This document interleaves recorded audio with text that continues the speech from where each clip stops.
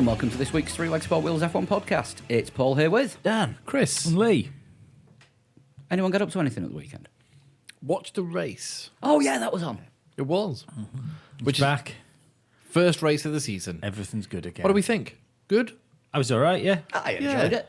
Familiar result, but it was a lot closer than I thought it was going to be. You know, not just between the top guys, but all the way down the field. I was talking last week, weren't we, with Virtual Statman about, you know, everybody claiming to have made a leap forward, and that can't be the case because, you know, that's just not true. But apparently it is. Everyone's made a leap forward. A couple of teams have slipped back a little bit, but the racing was... So, a couple of teams have slipped back, but everyone's made a leap forward. Everyone's faster, Oh, right, okay. but a couple of teams have slipped down the order a little Toro bit. Rosso might argue. I think they were still faster than last year. Were they? I think so. Yeah. Sorry if I didn't make it clear, but yeah. Look, sod the spoilers. If you haven't watched it now, it's Tuesday. Well, Yeah. we'll be back the time you listen to this. Well, the good... I mean, let's be honest. If you're listening to a review show and you haven't watched it yet, you've made a mistake. You've only got yourself to blame. Should we go through in traditional style? From the back. Yes. And we'll start with somebody that shouldn't have been at the back. No, because they performed brilliantly all weekend. Yeah. We're not going to talk about McLaren. Not for a few teams yet. The nearly top three. But somehow you've already mentioned them. I know. Right, thanks for listening. We'll be back next week. Oh. Yeah, I was absolutely gutted for the Haas team in general. Yeah. Absolutely. I think we all were, weren't we? Yeah, definitely. They had the deserve pace. to do well, and hopefully they'll have the same pace in the next race. Isn't it weird, though, that Haas, which looks sneakily like a Ferrari... Like last year's Ferrari. Yeah, which was really good off the line last year, if you remember. Isn't it weird how this year's Haas that looks sneakily like that Ferrari happens to be really good off the line as well? Yeah, I mean, there are some conspiracy theories that it's basically last year's Ferrari, isn't it? But Well, bits about last year, aren't they? Yeah. Because the back end looks very much like this year's Ferrari. yeah, but there's you know, we don't want to put out the Ferrari junior team rumors. Oops. No, they're the Alfa Romeo senior team. Right, got you. But yeah, I felt sorry for Haas because they were looking like throughout the rest of the weekend they were looking like the best of the rest, if you will, behind Mercedes, Red Bull, and Ferrari. I mean, certainly based on qualifying pace. Yeah. Sixth and seventh. Yeah, I mean we've been a bit harsh on Grosjean and Magnussen as drivers in the past. It looks like they might actually have a decent car this year to prove, you know, their driving skills and what they can actually do in a car that's reasonably competitive. It's just a really big shame that both of them retire within a couple of laps of each other for a very similar reason. It transpired today that cross-threaded wheel nut was the issue for Magnussen's retirement, and that probably caused a problem with what went on when Grosjean lost it. It was the front left, wasn't it, with Grosjean's car? Yeah. So, yeah. The only thing I will say, which I did find really, really fucking weird, I hope this is a real step forward for Haas, because Grosjean qualified in 6th last year. Yeah. And, you know, it's not unlike Haas to do a really good first race and then things to fall away a little bit. Quite right, yeah. That's a good So- point. Good point to make. But you know, throughout the practice sessions and in qualifying as well, they look strong. They look like they have the Grosjean pace. looked every bit the Formula One driver this weekend. Yeah. I think Yeah, absolutely. Magnussen seemed to, before his wheel came off, he seemed to do a bit of a Massa in my eyes, where he got ahead, then he became a bit of a roadblock, and then he just you saw he didn't have the pace of Grosjean, you know, when they had clear air. Went backwards a little bit and then stopped. Yeah. But yeah, disappointing for Haas race-wise. Otherwise, it's looking quite promising at the moment for them. Hope so. Yeah, I mean- I think they've got a lot to feel good about. Yeah. Yeah, I mean, it's like Sean said last week. They need the points in the early part of the season because obviously the development isn't going to be able to keep up with the other teams. You know, what was the quote that we heard on Sunday during the race? 212 people in that team, which is probably about as many as Mercedes have on leave at any one time. Yeah, Yeah. but to say that they've actually managed to put this whole package together, quick out of the blocks, Yeah. let's just hope that they can keep the heads above Sounds water like the Australian until- Grand Prix podcast from 2 years ago when they had their first race. I know this is their third season now, but this would be around about the time I'd be expecting a team like Haas, who came into the sport like 2 years ago now, to be scoring their first points. But as we've seen in the last 2 years, they've already scored a whole load of points. This is the first time they haven't scored points in Australia. Absolutely. So and they were looking good for a double points finish, quite high up as well. If they can keep that up, then they could be on for a surprise podium this year. Absolutely. Yeah. It would be great to I see think- because it would really show that they are actually ahead of where everyone expected them to be. Yeah. Yeah, and I think we're going to see a few teams bringing surprise podiums. I mean, the only if listening to last week's podcast, the only non-top 3 team podium from last year was Stroll in Baku, and That's not happening this year. probably not. No. I think we're going to have quite a few. I think Haas are definitely in with a shout of getting a podium at some point during the season. Hopefully in the early part of the season, because as you're saying, development they will drop off a little bit. I just disappointed for them really more than anything. Although their retirement did shape the outcome of the race. In the end, yeah. Williams is up next. I mean, even Lance Stroll says they are surviving and not racing. That was the big quote of the day today. Yeah, it's odd though, isn't it? The car doesn't work apparently, but what's the fucking defect there? You've got a Mercedes engine in the back of it. You've got Paddy Lowe designing it. You've got the Mercedes engine, but It's none of the Mercedes cars, apart from the Mercedes car, were looking that strong. That's a good point. they're That's a having good massive point. problems with overheating. Yeah. Pretty similar to the problems that McLaren actually had in Barcelona. And the rear end's cooking, but they can't get it up to speed, so the tyres don't come in properly. Yeah. And it's the domino effect.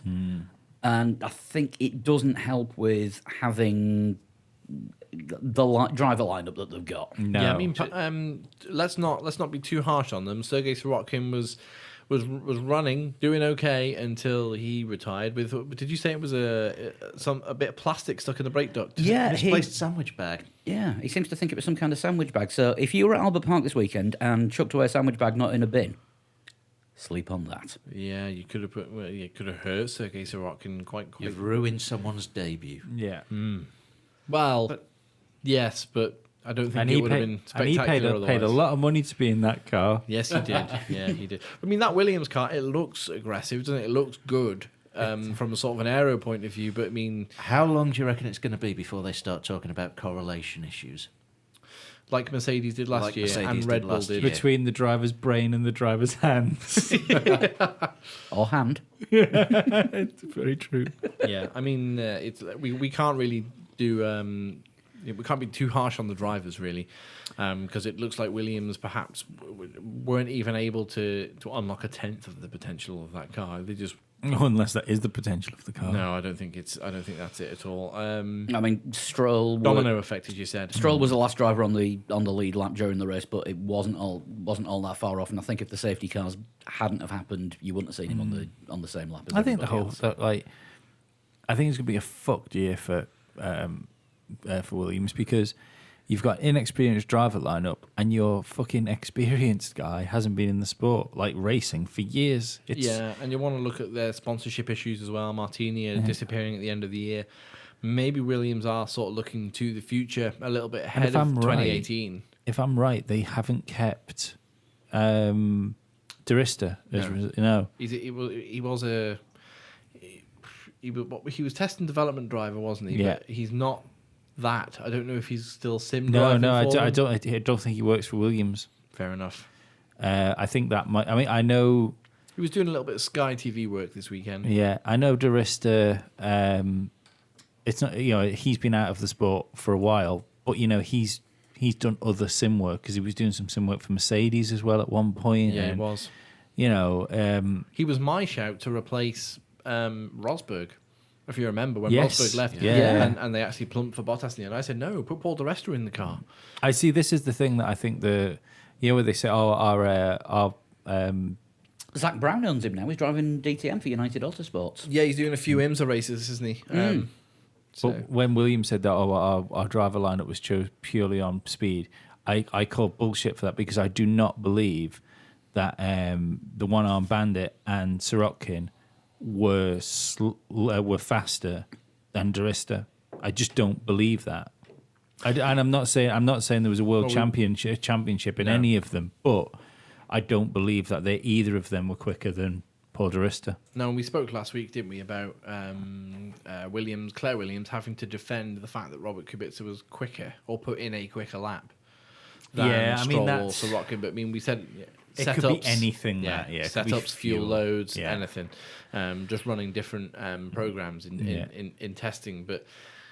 Just hang this sandbag off your rear wing and see how that affects the aero. But it speaks volumes when a team principal, deputy team principal has to come out and defend the driver lineup. The only thing I would say about Sirotkin is when you look at you only, especially if the team's not doing well, the only thing you can do is judge the team by the teammate. And considering what we already think of Stroll, I think Sirotkin should have been more ahead of him. It's closer to him. Yeah, they didn't look. It doesn't look like they've got a decent Formula One driver in the car.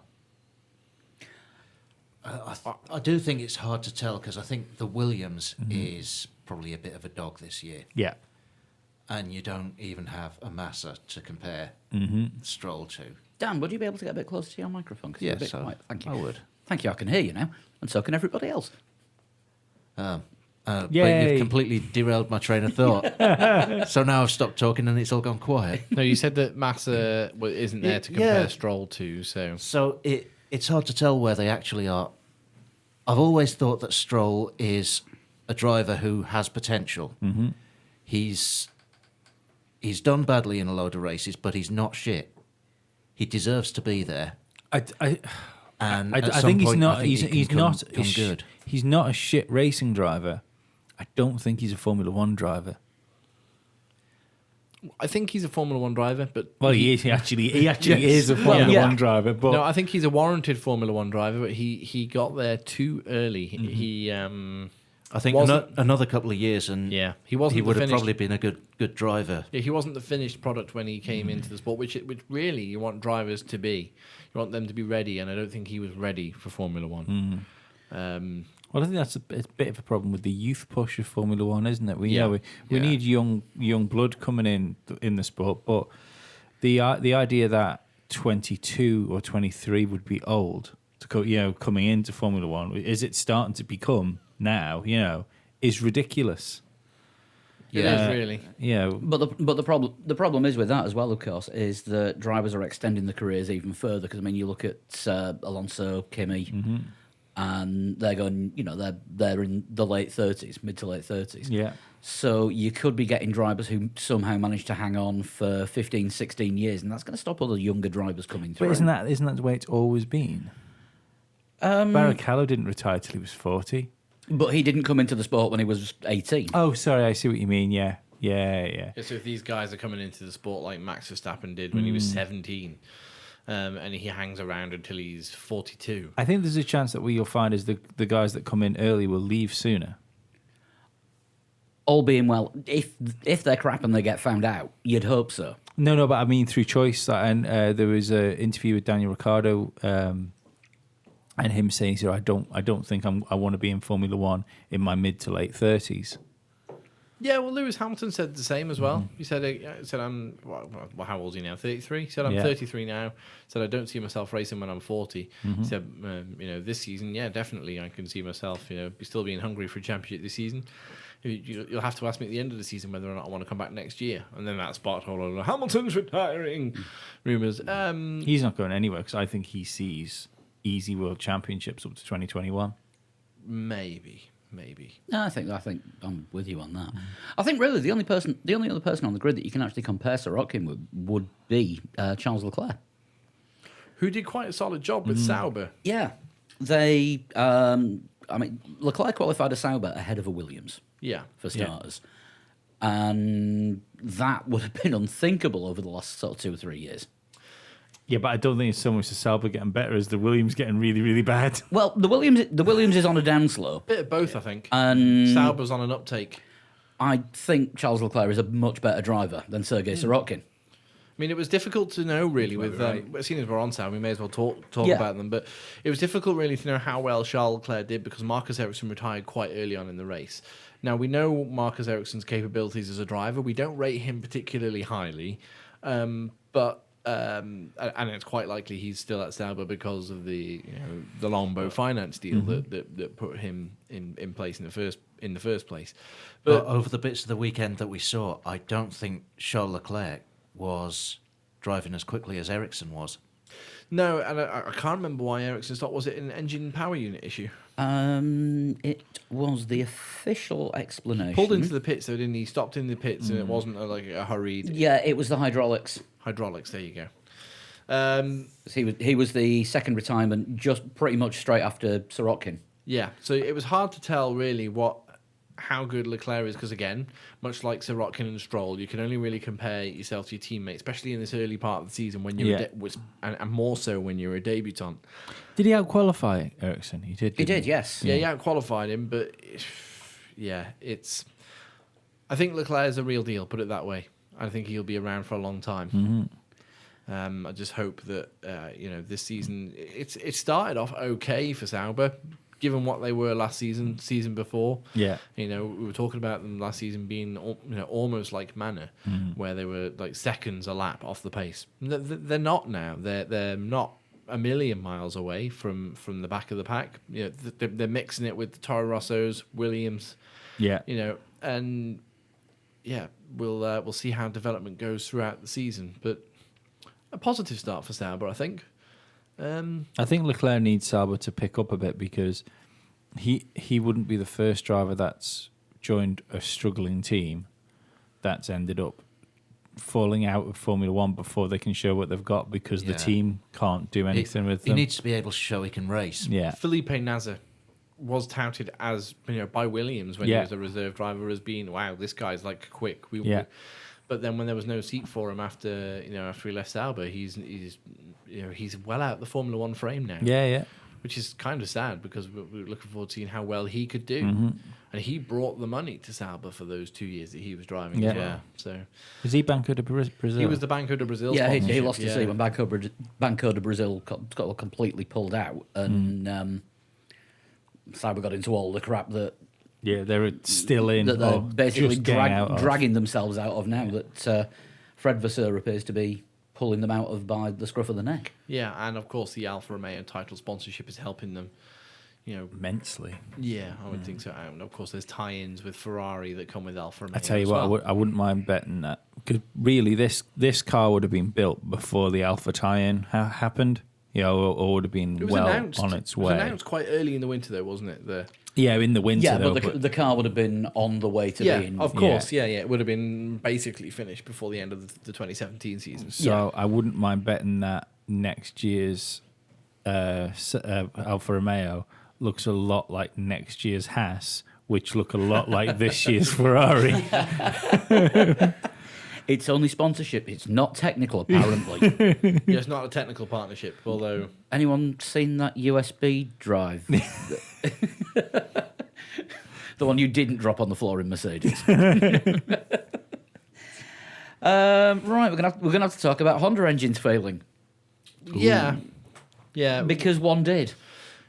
For Pierre Gasly. Yep, which he described as a pain in the arse. Yeah, which is understandable. Now, Lee, you were talking about Honda and Toro Rosso bag sanding, as we like to call it, during testing. And Looks like it. The fact that they ran so many laps and appeared to be so reliable. And they were up there in the times as well during testing as well, which suggests to me that they were running like really safe engine modes with really low fuel so they could go, oh, Honda's really fixed everything. Everything's good. We're all going to be friends. Yeah, the McLarens were quite comfortably getting into Q2 by the end of the 2017 season. And then 2018 starts. They switched to Toro Rosso and Honda have shifted back again. And Gasly qualified in 20th and Hartley didn't make it out of Q1 either in 16th. Yeah. Good evening, sir. Would you like a pee with your R?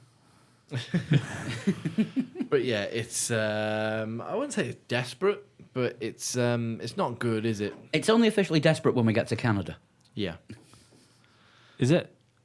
Barcelona. I think it'd be desperate if they're still fucked next week. It just shows that Because like they were right at the back of the grid, weren't they, for in qualifying? 16th and 20th. Yeah. So they were where we've seen McLarens.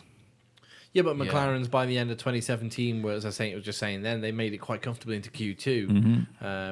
There was even a couple of instances Yeah, where but let's not forget, Flood, they've redesigned their engine again. Oh, yay. When it always goes well when they redesign things. But it's easier to make a reliable engine faster than it is to make a fast engine reliable. Now you And say they've that, got- and I've always thought when people say it's easier to make a fast car reliable than a reliable car fast. That's a Ron Dennis quote. He just used slightly more words. He Yeah. changed his language, though, in his last season at McLaren. Yeah, because of changed when Honda. they moved to Because of Honda. He amended the. I'm not going to bother doing that He in Ron speak. amended the audible vocabulary that was expelled from Of his outgoing philosophies. Yeah. Outgoing philosophies. There's an album title if you ever needed one. Dear Ron, please write a book. No, we want to hear the audio book because it won't have the same words as the actual printed Good copy. point. Yeah, yeah. You turn around to Ron and say, "Is this your diary or is it like spoken word?" Maybe that's his new career. Ron Dennis, slam poet. Oh no.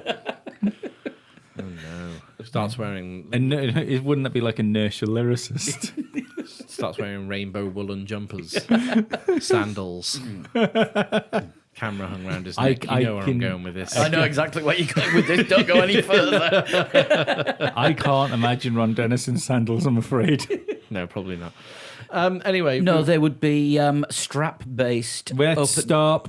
yes. Let's get back on track. Literally with Brendan Hartley. Brendan Hartley. Now, the first time that he's actually driven a car without a grid penalty. Yep. That's about Didn't it. help him really. Did it? Do we Yeah. know what was wrong with his car?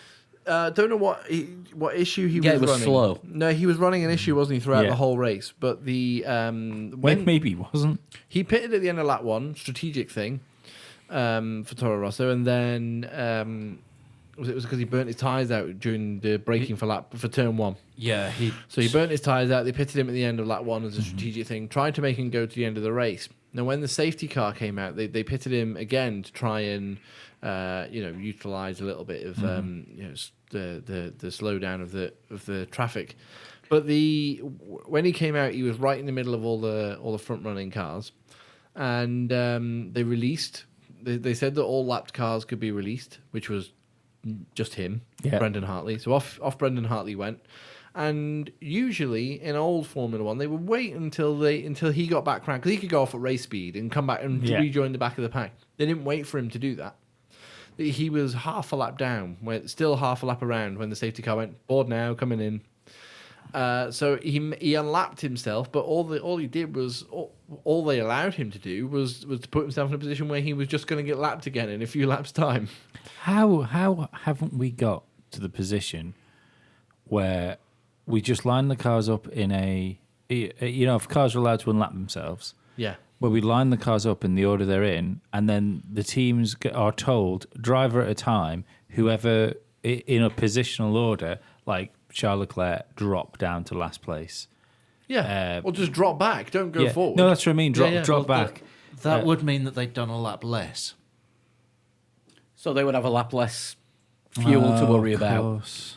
Because don't forget, if they're unlapping themselves, they're still going to be burning fuel. But they've lapped themselves. They've been lapped though. They're still fucked. It makes no difference to the race. I do agree with you there. Yeah, because they're already a lap down. So Because they're only racing with each other anyway. So Get if you're- the race you're- going faster by putting them back to the back. So if you're a lap down, you're still a lap down, but you just move back to your position. Yeah. You move back the to the snake, so- position you're in. So if you're 18th, you don't unlap yourself and join 18th. you pull over and wait You pull until over and wait till 17 cars go past. And realistically, I realise they're going to have they won't have used that lap going at race speed back round to the back of the pack. I But suppose all that does mean is that you could have been a few seconds behind car 17, but you were the one that got lapped. And then if you're in 18th, you're now a lap down on 17th. yeah, That's the only argument I can see against that. no, you still delete the lap. You still allow them to be unlapped. Yeah. But just drop back. So you drop back. So as soon as the cars are in their order, you've essentially got a rolling start. But from they've that got point. a lap less, as Paul was saying, they've got a lap less fuel. But the fuel's already fucked anyway, as far Yeah, as I well, guess so. because everyone's going under a safety car, so everyone's saving fuel. Yeah, but I suppose if your first lapped car is in 11th position Yeah. and your last unlapped car is in 10th, Oh, it's just don't get me wrong. It's not perfect, but the idea would be that if people are lapped anyway, they're probably not going to interfere with it. And that actually might make Yeah, it a but bit more interesting. if you've got an extra lap of fuel Oh, that you yeah. can use to Yeah. get yourself into the points, that's worth a huge amount of money.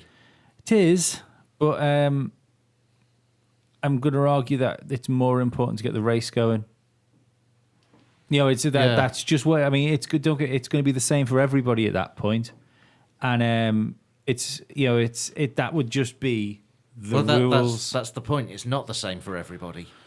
No, but it would mean like the next race that happens, it might be you that benefits in the same way as you can benefit during a safety car, which I'm sure we're going to talk about later. Yeah. It's just to me, it makes more sense to get the race going quicker. Yeah. Yeah.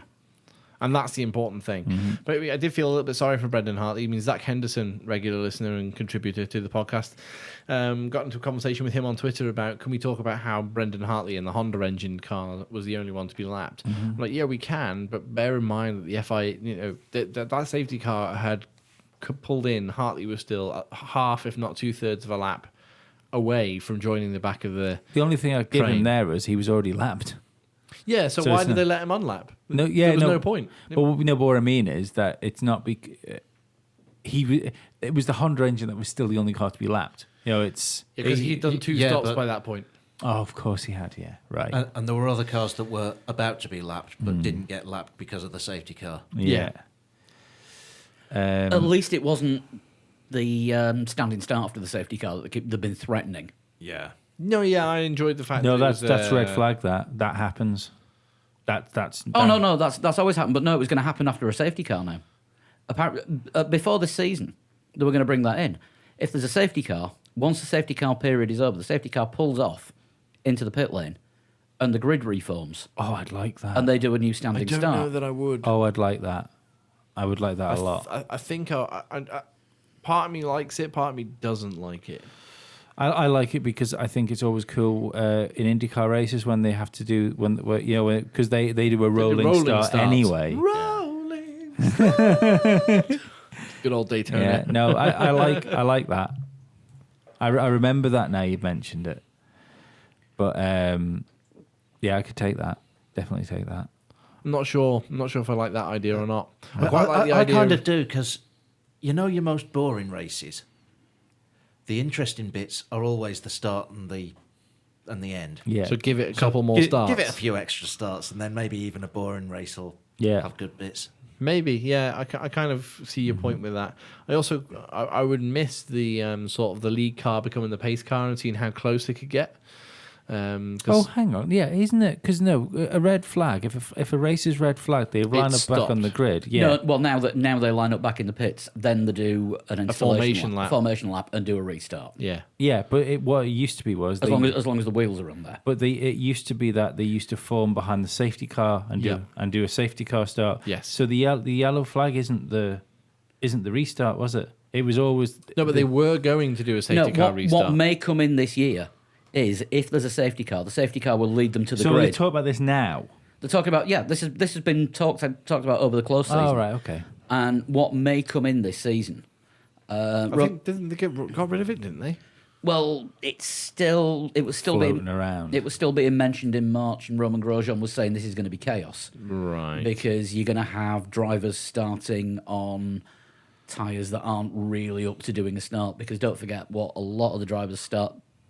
Half of the grid is starting on new tyres. Yeah. Half of the grid is starting on tyres that have only done 3 or 4 laps. Yeah. You could get drivers starting where they need all the grip that they can possibly get on tyres that could have done 20, 25 laps. I'd I'm argue, burning them out a little. Yeah.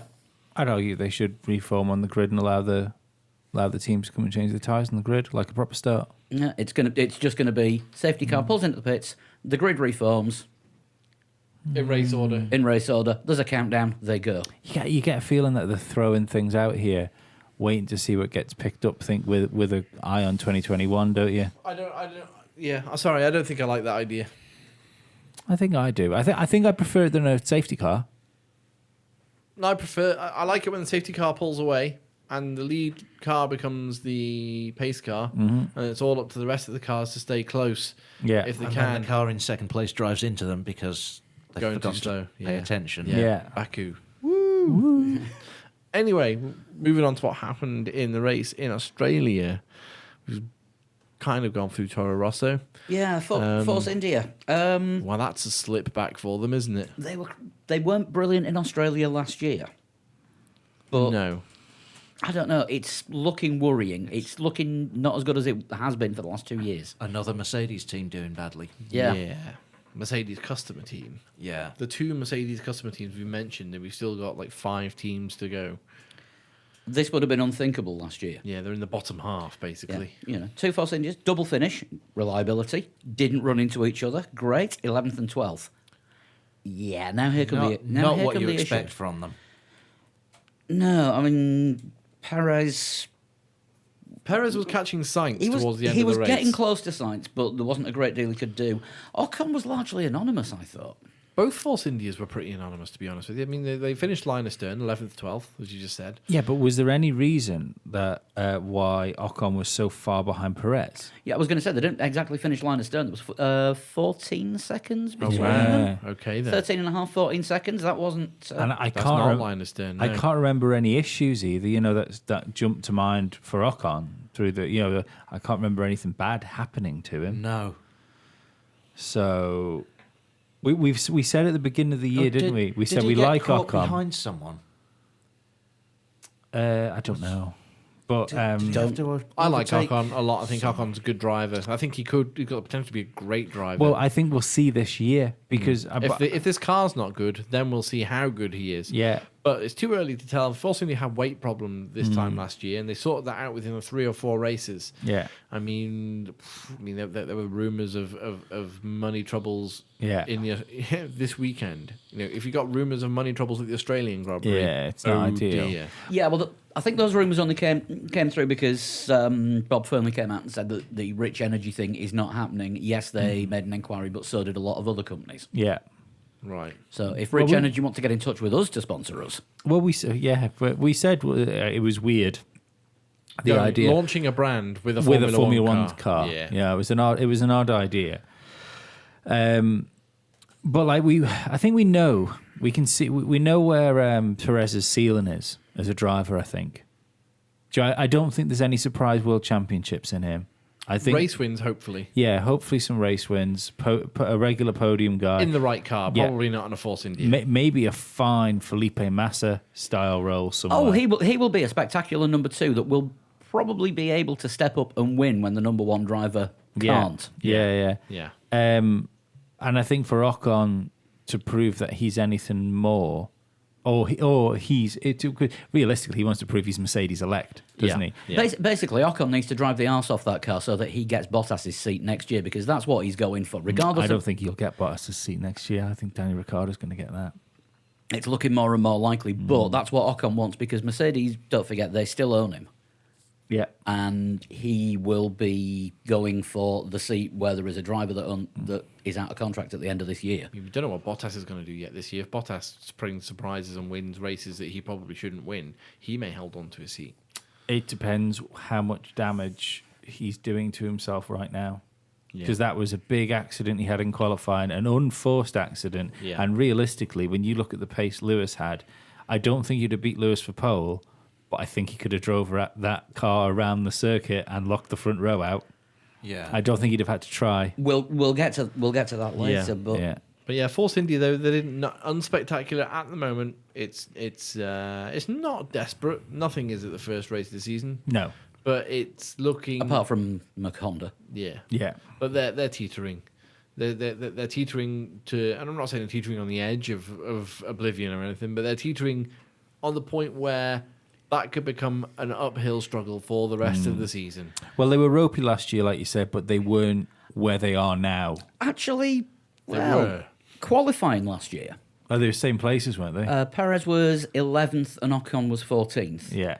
And in the race, Perez was 7th, Ocon was 10th out of 13 finishers. But I don't think the So there was two more faster cars that had dropped out, just like it was last year, yeah. that have been exactly where they were because they'd had two cars in the points. But the only thing I'd Did have argue two is cars drop out. Haas dropped out.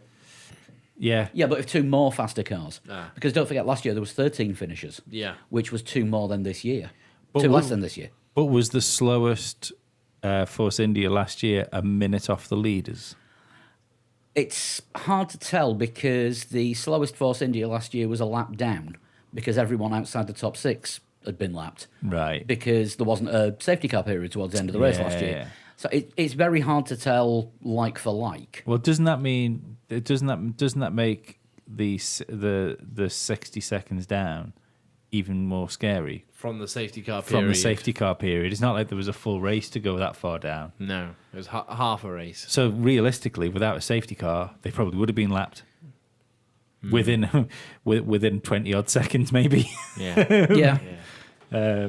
So not encouraging at the moment. Not encouraging signs for Force India. No, But- they do have huge upgrades coming. They haven't brought their upgrades. Yeah, They said there was an aero upgrade which didn't really benefit them. And that means it's not going to benefit them in China and it's not going to benefit them in Bahrain. no. So I don't think we're going to see a faster Force India car until Spain.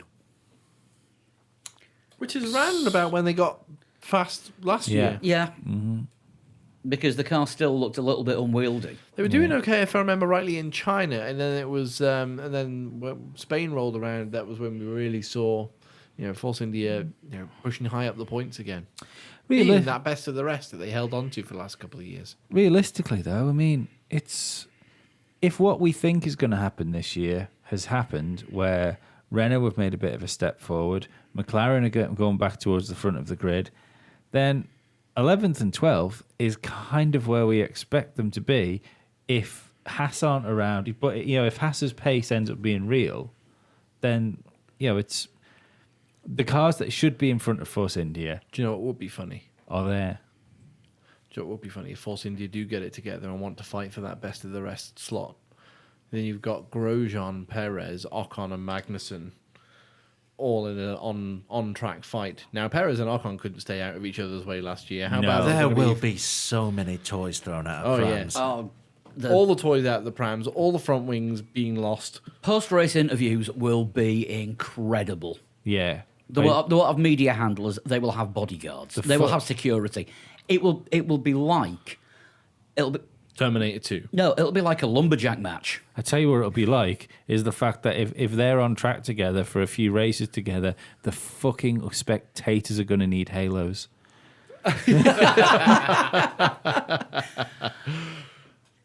Right.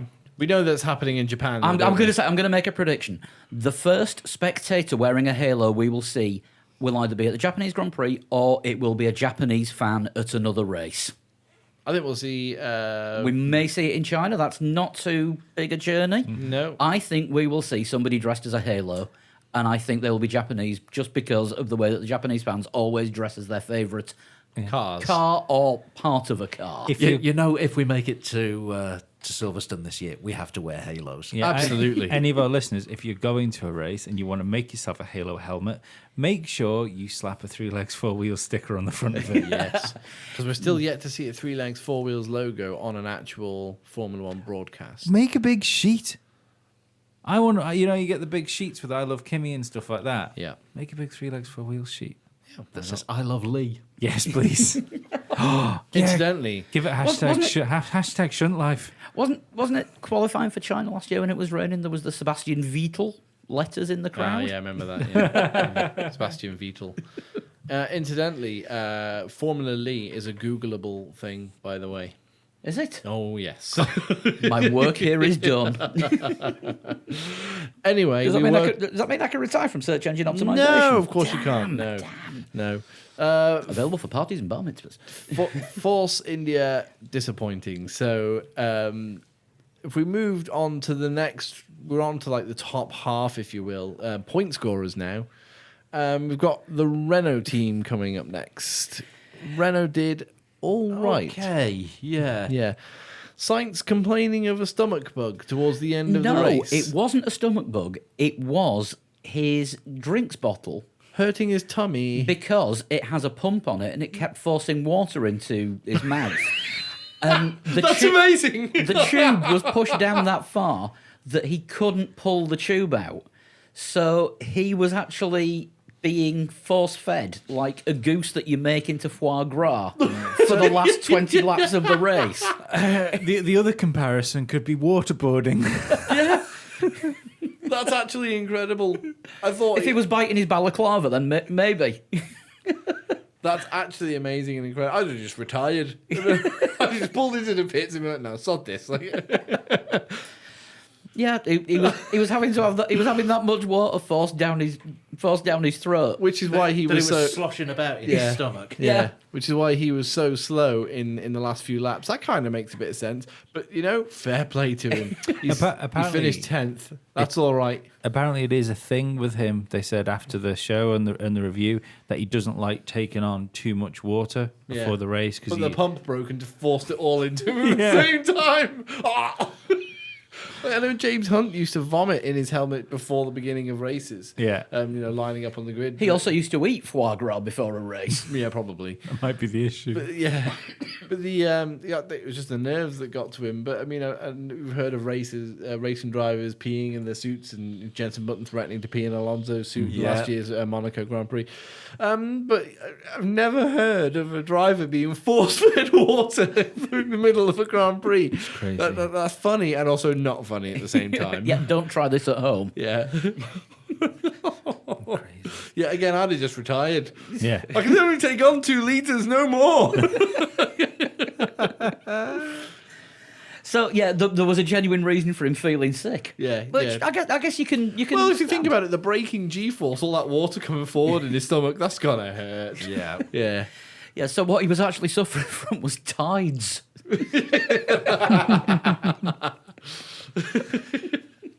Oh dear. But yeah, a solid 10th place and 7th place for Hulkenberg as well. Hulkenberg doing the Carlos Sainz thing of being really anonymous, keeping his head down, and being Getting on with it. being pretty quick and finishing 7th. Now we expected Renault teams to make a bit of a leap forward. And they have done. Renault being the Renault Works team being the last, if you will, of the three Renault teams that finished. But it's a positive thing because The issue being, of course, that one of the Renaults, being Hulkenberg, was being held up by another Renault engine that was causing a bit of a train. he was being held up a little bit, but the circuit is incredibly difficult to pass on. Yeah. And the car that was holding him up was driven by a master of defensive driving. Let's be honest. Yeah. It wasn't a case of If you- Hulkenberg can't overtake. It's nobody can get past Alonso when he's When he's in that mood. when he's got that position and he's hanging onto it. And he's had a few years of practice doing this. Yes. Yeah, he is. Remember last year when they had that Honda engine and it was pretty terrible, and Lewis Hamilton was trying to pass him for like 9th place in Mexico. Yeah. And how hard Alonso made it to pass, to get past Yeah. for Lewis Hamilton in a Mercedes. And that he's very, very good at defensive driving. yeah. He's one of the best to watch, but he knew exactly when to tether feather his brake pedal at the right point, and made the most of the circuit and the advantages. You say, Dan, plenty of years of practice of doing this, so he knows exactly what he's doing. He knows exactly how to do it. But it was positive for. I thought it was a positive result for Renault. 7th and 10th, double points finish. I think if you'd offered that to Renault before the race, they'd have taken it. I can't help but think I felt Renault might be stronger this year. Like I know they've made a step forward, but I thought they might have made a step forwarder. A stepper forward. Yeah.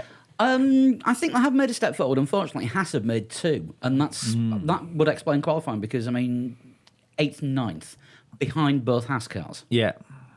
I think that's the big thing, isn't that? The Haas are the real surprise this year. So far. Yeah. So yeah, as far as the first race goes, they've actually thrown the order out that everyone had predicted because Nothing's desperate, but nothing's definite either. yeah. I think it's going to be difficult for, maybe not with Renault, because it depends whether Renault can develop that car enough over the course of the year. But I feel that they might struggle to keep McLaren behind them, as the season drifts on. I guess that comes down to who Renault have got behind the scenes. Yeah. Yeah. We've not seen any sort of big name hiring at Renault, But they do but tend that could be a good thing. Yeah, but McLaren do tend to be one of the better teams when it comes to development. Through the course of a season. The thing is, though, we don't know how good Renault are going to be at development because we've not really seen a Renault team developing a car since 2006. Oh, well, that's it, yeah. And Well, they developed last year's car quite well because when that floor aero upgrade came in Hungary, I think it was, they made a huge step forward for the rest of the season. it's also not like the Brackley team don't know what they're doing when it comes to Formula One. Enstone. Sorry, yeah. I think the Brackley team know what they're doing. Brackley as team well. definitely know what they're doing. Yeah, they No, do. they don't. they- No, they don't. They'll let us in. It's true. They're quite good at this Formula One lark. Yeah. Yeah, not bad at all. Should we say? Talking to the Brackley team, saw our mate Felix on So did I. on Ted's notebook after Yeah. the race. Yep, you did. Yeah. Very good.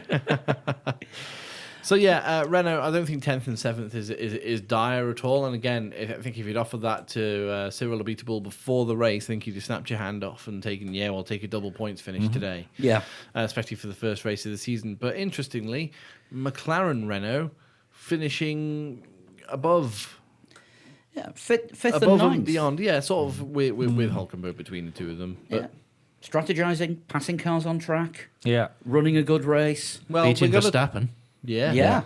we're gonna talk about Vettel gaining from a safety car, virtual safety car period. But somebody else who gained from that was Fernando Alonso. Yeah.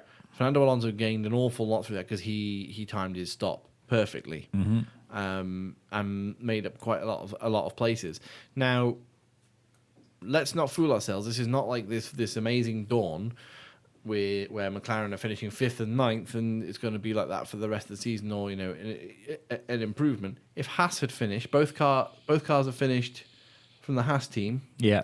and Verstappen hadn't spun, and Bottas was also in position. Yeah. You're looking at Alonso teetering on the edge of the points and Van Dorn being out of them.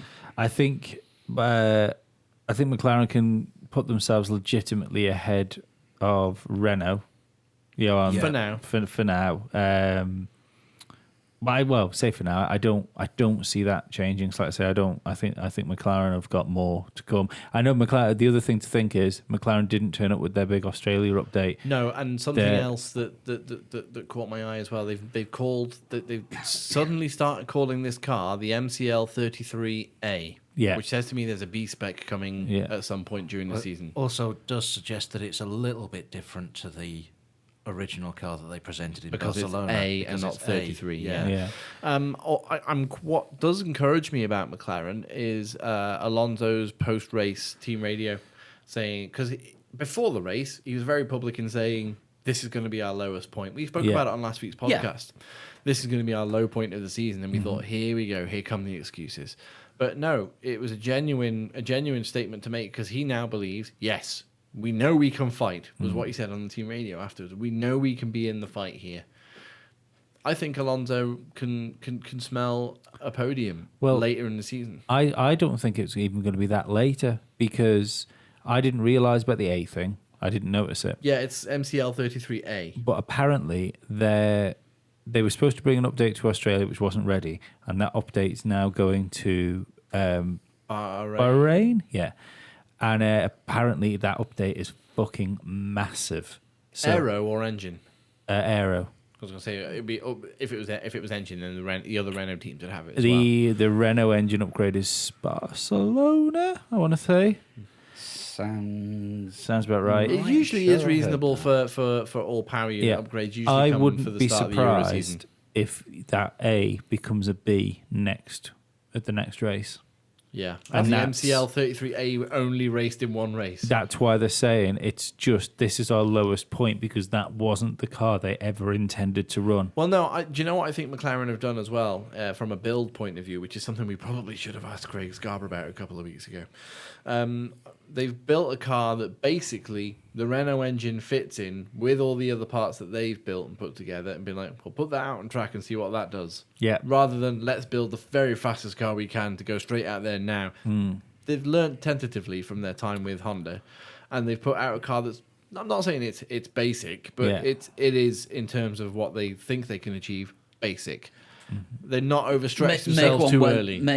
Actually make a second car where the engine fits in better and the parts are designed around it and they don't burn the engine cover. Yeah. Yeah, so they're not working backwards to try and solve problems. They start basic and then push forwards. So taking the Red Bull approach from last year. Yeah, Yeah. Well, I wonder I if think so. I mean, I thought it was a bit PR speak when he said it, but now looking at the fact that they didn't, all the technical gremlins that were making them not run in testing seem to have disappeared.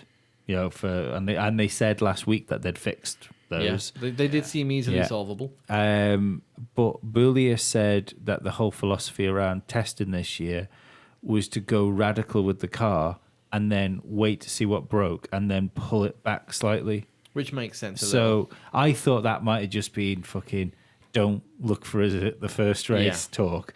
Which is what I thought Alonso's Yeah. pre-race talk was. A bit like, Yeah. well, this is going to be the low point of the season for us. But my bold prediction, which I'm going to slam in right now while we're talking about it, is that McLaren will be on pace with Red Bull at the next race. Yeah. Yeah, with the new car. Well, not new car, with the upgrade. We'll bold.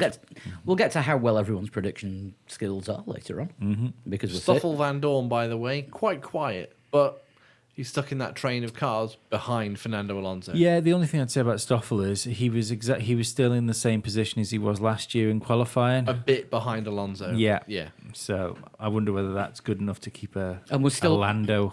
we're still waiting for McLaren to get two cars into Q3 in Australia, which hasn't happened since 2012. It's the Wow. most successful Australian Grand Prix for McLaren since they got that double podium. And that says something. When a fifth and a ninth is your most successful race, Since they for- got their last podium. yeah, which was beginning of the 2013 season, 14 season, 14. 14. Button, Yeah. Button and K-Mag. Yeah. They've come a long way, but they also dropped a long way, so they've got a long way to come back just to get close to where they used to be. But as a fan of Is it- McLaren, I'm excited by this. Is that a Jack Villeneuve lyric? It could be. we also have more on that later. Where was the... Either that or it sounded like the beginning theme tune for that fucking horrible Star Trek series that your man from Quantum Leap came from. Oh, God, Enterprise. Yeah, there's a Star Trek superfan out there that knows exactly what I mean. That's rewinding the podcast now to have another lesson. I've got Faith of the Heart. That was it. Yeah, that's it. Awful. Oh dear. Yeah, I'm just looking. We got sent a tweet from long time criticizer Agent Q, and we need to talk about something McLaren related for half an hour, and I've lost the tweet. We can't lose the tweet if Agent Q's asked us.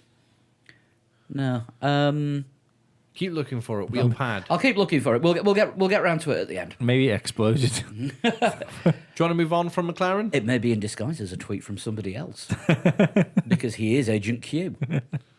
He's had enough shout-outs for one show. Right, Red Bull, the fastest of the Renault teams. Fastest of the Renault teams, and I feel they could have challenged the front end a bit more if it wasn't for Ricciardo getting a grid penalty for not reading his dashboard properly, getting a little bit confused. He admitted his mistake, and it wasn't that he wasn't going slow enough. It was that he was going a bit too slow.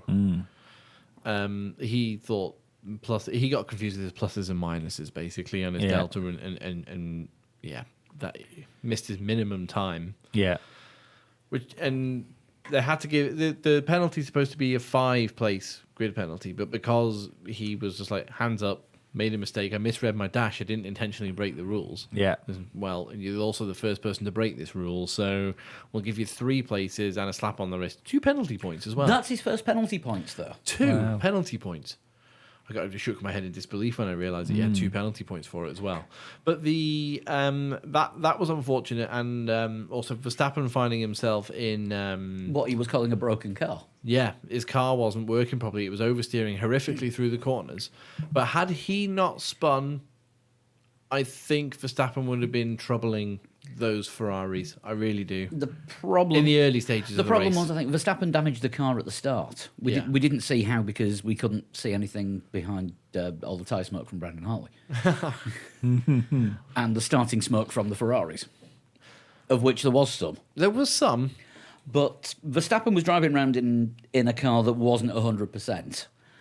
Did manage to pass Alonso, but then had to give the place back because it was under the yellow flag. Well, yeah, he got to the pit. Avoiding a penalty. It was to the pit exit. He got to the pit exit 1/10 of a second behind Alonso. And when race director Charlie Whiting has actually said he used his discretion because he could have given Max a drive-through for that. Yeah. But, it's a 10th of a second. Max had the momentum. Fernando's leaving the pits. Give the place back. Yeah. Apparently, Red Bull was straight on it. They were straight onto race control saying, was he behind? If he was, we'll tell him to move. Yeah. And they did, and Max did try to slow down on the straight and wave Alonso past, but Alonso wasn't having it. Oh, it's because it was under yellow flags. Yeah. You overtook under yellow flags. What Yeah. are you doing? Yeah. So I think they had to wait until they started racing again to give that place back. But Oh no, they did do it. Did they did do it before? Yeah, Yeah, but I think I think McLaren must have got onto Alonso and Yeah. said, yeah, you can go past him. Yeah. I think Alonso probably would have been waiting, or McLaren would have been waiting for confirmation, wouldn't they, from Charlie to do it? Yeah. But How strong was the inside Alonso's stomach when he passed the Red Bull, even though it was on the yellow flags? yeah, I'm ahead. I got the feeling that he looked a bit out of sorts, though, didn't he, Verstappen? From what we're used to seeing from him. He was in his own persona, he was quite relaxed. Yeah. But in the car, he was very twitchy. A lot of the back end sort of going loose at times. Yeah. And he did eventually overcook it and have that spin, which could have been worse. Could have collected Yeah. could have collected a car and had him and anyone else out of the race. Would take the spin out of it, yeah. Because Ricciardo looked like he had so much more poise and control than Verstappen did. It's when he was making his charge back towards the Ferraris towards the end of the race. And I don't know, I just saw Verstappen he overcooked it. He was too Yeah. aggressive. We were waiting for Max to go full max, and well, he did really. He went over maxed. yeah, but the car wasn't there for him to do it. Again, though, another spectacular Max Verstappen save. Was it, or was it a load of luck? A little bit of both, I think. He sort of slammed the brakes on a bit, didn't he? And just went pirouetted. Yeah. He could quite easily have done what Bottas did in qualifying and just binned it into the wall if he tried to correct it and straighten up rather than let the car spin. Yeah. During the race, got a tweet from Jay Moore, who's actually a new F1 fan, as well as being a new podcast fan. Welcome to the podcast and to the sport, Jamin. Jay said that was actually brilliant driving from Verstappen, not causing the spin, but recovering from it. By rights, that should have been the end of his race. So I said, remember Brazil 2016? Actually, I don't remember. I just started watching F1 from Barcelona last year. All I know I've learnt from your podcast, you poor bastard, including this. Regarding which, holy shit, that was incredible. Just found it on YouTube. If all he's done is, if he's learned everything he knows from our podcast, I would really consider getting into conversations with people about Formula One. But yeah, no, All right, sometimes. yeah, I can't remember I think who. it was June last year. I can't remember who said it. It may have somebody on Twitter said that it's like a brilliant analogy that Formula One is like a high-speed game of chess. Yeah. It's all to do with strategy. I feel really bad for not remembering who said that now. I'll have to have a look through my Twitter feed and see who it was that said it. Are you sure you're not getting confused with WWE? No. Vince McMahon used to refer to wrestling as a human game of chess. Human game of chess. It was a That was an episode of The Prisoner, though, where they actually played chess with people. Oh, right, It okay. was a high-speed game of chess, and that's exactly what it is. I mean, it's not out and out. Put your foot down, go fast. It's all strategizing. Yeah. Trying to work out where your position are, trying to work out what your rivals are doing at the same time as trying to make sure that everything's all cogs in the machine are working properly. Yeah. And when they're not, you end up with a situation like Haas. That was only one cog on each car. It was. Technically. And when it failed. Yep. Yeah. Good rescue performance by Ricardo, though. Yeah. He'd been on the podium without his penalty. Without that penalty, definitely. Yeah. I think so. And I'm not sure. I think there were 3 drivers faster than him. Do you think Kimi was faster than him? no, I don't think. I think Yeah, Kimi deserved second place in that race. Kimi Behind deserved- Hamilton. No, but over the course of the race, because as soon as Vettel got in front of him, Kimi dropped back. Kimi had another Kimi race where he couldn't keep his pace for the whole race. I Or disagree. didn't That, need to. Maybe. Well, I don't know. He had Danny Ricciardo breathing down his neck at one I point. also disagree that Danny Ricciardo wasn't on pace because with the Ferraris because Ricciardo had one clear lap that whole race and he set the fastest lap of the race. Yeah. I over think, half a second quicker than Yeah, anyone I think else. if it had been anybody else in front of Ricardo, apart from Kimi or Alonso, Yeah. we'd have seen would have seen Ricardo on the podium. It's a notoriously difficult circuit to overtake on though. And Kimi is good at holding position. Yeah. I think. I think it was about the last 10 or 15 laps. I mean, there was one radio message to Danny Rick at one point saying, "Do you want to chill out for a few laps, or do you want to go for it every lap?" Yeah. Yeah. Think about it. Yeah. And he just couldn't get past Kimi because it's a hard track to overtake on, and Kimi is a good defender. So anybody else in front, yeah, I think Ricciardo would have been challenging for a podium, but just the order that it was in. If it had been Bottas in third place and Ricciardo in fourth, we'd have seen those positions swapped by the end of the race. I don't know about that. I think the Ferrari and the Red Bull are incredibly closely matched, and I don't think we saw the true pace potential of the Mercedes. We may not have seen the true pace potential of the Red Bull or the Ferrari, but I don't think we saw the true pace potential of the Mercedes. So when I think we saw the true pace of the Ferrari. Yeah, because when Lewis was trying to build that gap out front at the start of the race to Raikkonen, he would quite easily stretch it out to about 3 seconds, Yeah. and then Kimi would rein him back in a little bit to about 1.5, and then Lewis would be like, "Okay, I'll build it again, build up a bit more of a gap." Lewis could have, I'm no doubt in my mind that he could have just galloped away, built 6-7 second gap Yeah. there if they needed to. But like you were saying But before, don't forget this year, there's going to be more engine saving. yeah, This is it, yeah. absolutely. But like you were saying before, like Mercedes do exact minimum to just win a race. Yeah, that's why they've been bulletproof ever since they've had an advantage in Formula One because Yeah. they're not doing the Vettel trick of I want the Disappearing. fastest lap, I want the records, I want this, I want that. to win this by half a lap. Yeah, I want the pole fastest lap and the race win. The points and the prize money is the same for winning by 3 seconds as it is for winning by 33. Yeah. And Toto said at the end of the race that if they'd have realised that was going to happen, they'd have simply told Hamilton to have a bigger gap. Yeah. So he thought it was just as easy as saying, Lewis, we need more time. We need exactly. That's why I don't think we saw the true pace potential of Yeah.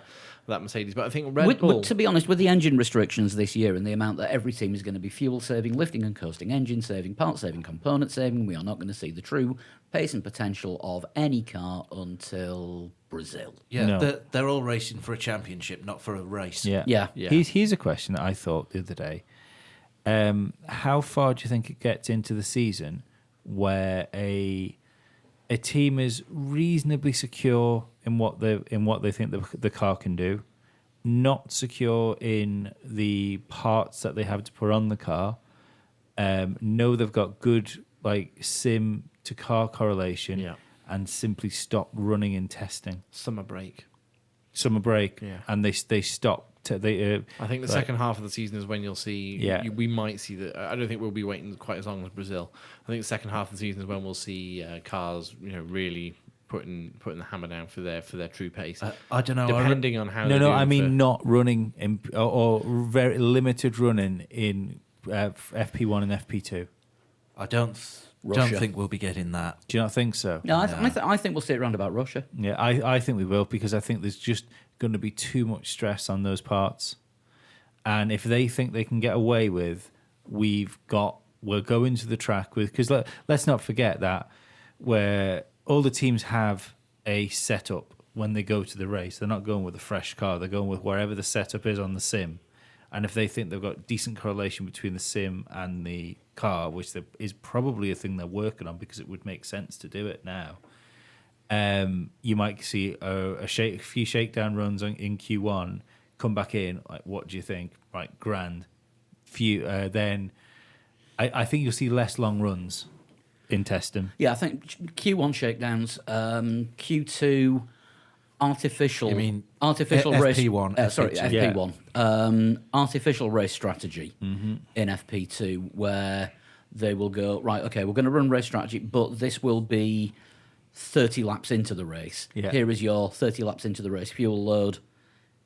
Here is some tyres that are going to mimic what the performance will be after that many laps. Go out and do 5 laps, see how you get on, and then we'll see a quali sim in FP3.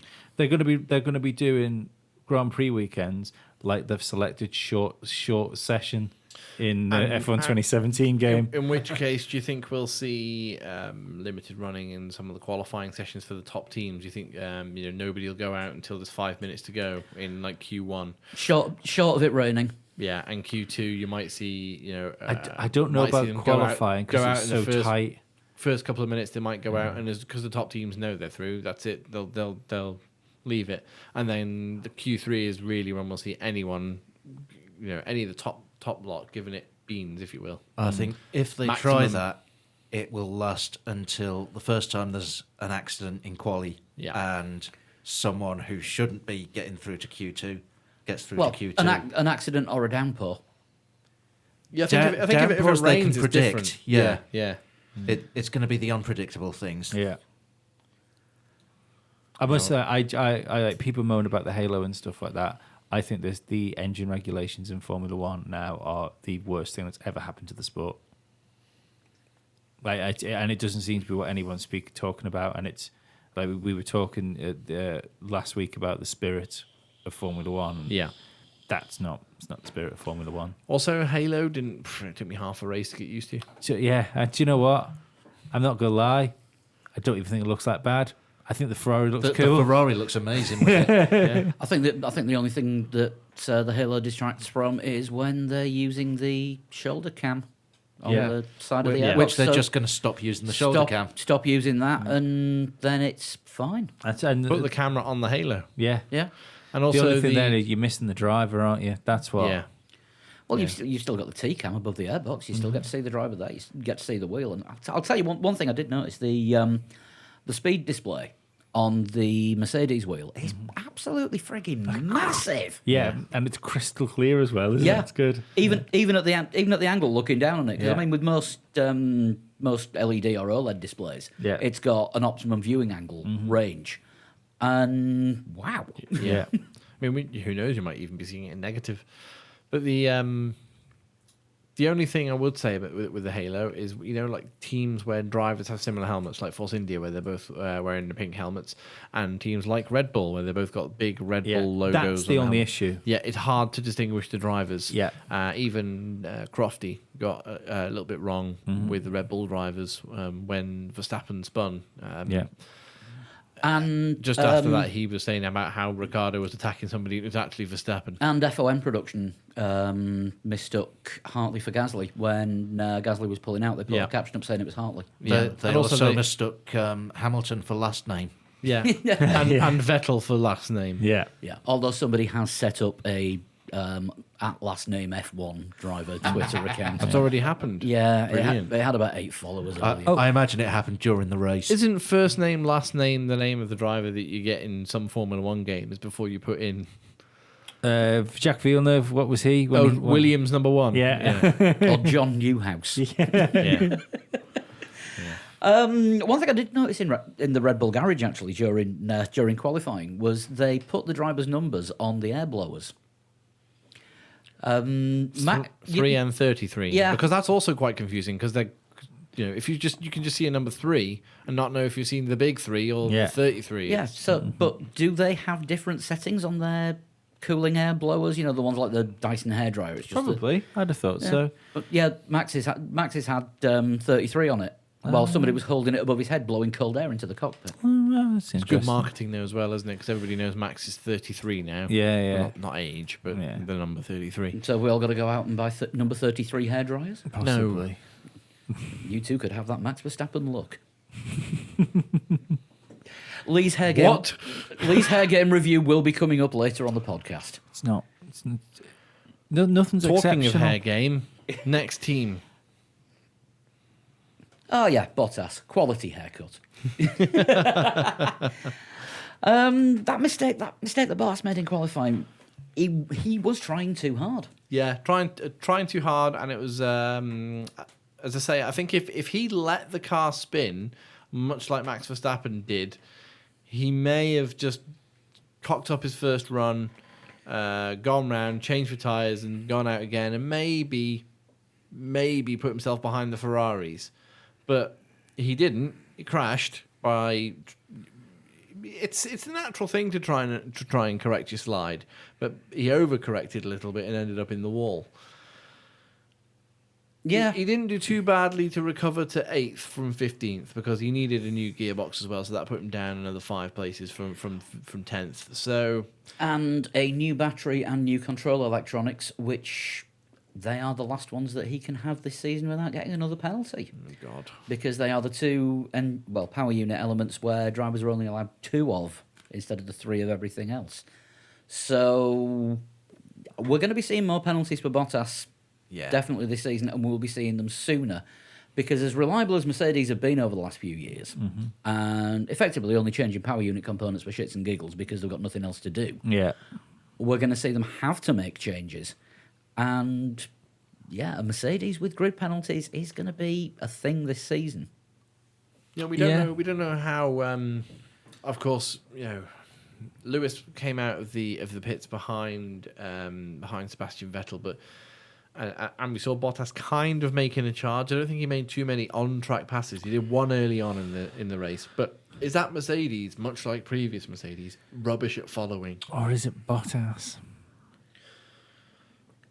I think the Mercedes struggles to follow because, when Lewis was trying to attack Vettel towards the end of the race, he kept overcooking his rear tyres and then had to drop back. Yeah, but the one thing I would say is I think the cars were following closer this year than they were last year, but they still couldn't overtake each other. But that was everybody. Well, there were only 2 on-track passes in the race last year, weren't there? Yeah. Was it something like 8, I think? It was 9. It was 9 this year. 9 this year. But there's an extra DRS zone, isn't there? So that probably accounts for that. But I can't remember what the point was going to be. I just think that maybe that car should have gone through. I mean, Niki Lauda said 6th was the highest you could get. He kept revising it all weekend. Did At he? one point, it was 6th. Then it was, I reckon it can be 6th to 8th. Oh, we could during the race. I'm sure we said we could get a 4th here. And maybe they just didn't know what was going to happen. I don't know. I mean, that's a man with a lot on his shoulders this year, and I don't think smashing the car up in qualifying is going to help. Well, no. But again, it's the first race. Nothing's desperate and nothing's definite. But if it knocks your confidence for the season, then it's not a good start. Yeah, but Bottas is finished, and Finnish people naturally don't worry about anything. I don't think he's that Finnish person, though. Good luck at Williams next year, Valtteri. Yeah. Then again, he did get spectacularly broken after the British Grand Prix that he could have won for a in year. Williams. Yeah, and did him for almost a year, didn't Yeah. he? yeah. So I'm not sure. He said himself last season he had a bit of a drop off mid-season and couldn't put his finger on why his performances dropped off. But I don't think his performances did drop off. I think Hamilton raised his game. I think both happened. Yeah. a little bit. I think of both. that's probably what made it look worse. Yeah. Is that when you've got a teammate who just goes all out for it even more than they have been doing all season, Yeah. and you're not 100%, the gap is going to be bigger. I think there's something focused about Lewis this year as well, isn't there? There's something. He seems to be in A zone. Yeah, there's whatever his plan is.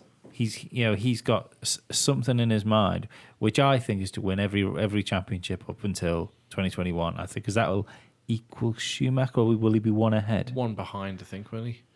He's on 4 at the moment. He's on 18, 4, 19, 19, 20, 21. Well, you'll be one ahead if he goes to 21. Yeah, but 21 is the first year of new engine regs, which Mercedes might not be brilliant at. Right. So if he wins He up can to the equal end it. of the current era, he can equal Schumacher. Yeah, I think that's the mission. I mean, obviously, it's easy saying that. I could turn around and say it's my mission to win every Formula One World Championship from next year, because obviously I can't do this year's because I'm not part of it. Yeah. But I do. I think it's a realistic goal as well for him. The only thing I think that could stop Lewis doing that, especially if the cars aren't going to change massively until then, the only thing that can stop him doing that is himself or Mercedes getting a really, really good driver in the other car for shits and giggles. Yeah. Yeah. Like Toto said this weekend after the race, even he expects the rest of the championship to be circuit dependent on who's going to be strong. Yeah. And he expects 3 teams, Mercedes, Ferrari and Red Bull. He expects those 3 to be there all season, giving each other a hard time. And dependent on circuit, he thinks that one or the other will be stronger than the other one or two. He sees it as a 3-way tie for a championship. If Lewis does, I don't think he does. If Lewis does, He then, says it. Yeah, but again, did we see the true pace of that Mercedes? We don't think we did. No. And We saw the true pace. We didn't see what it could do if it needed to. I think That's what I mean, we saw a realistic true pace. It wasn't full on party mode, but it was drinks and canapes. yeah. But I mean, really, he was he a second quick or 8/10 quicker than second place?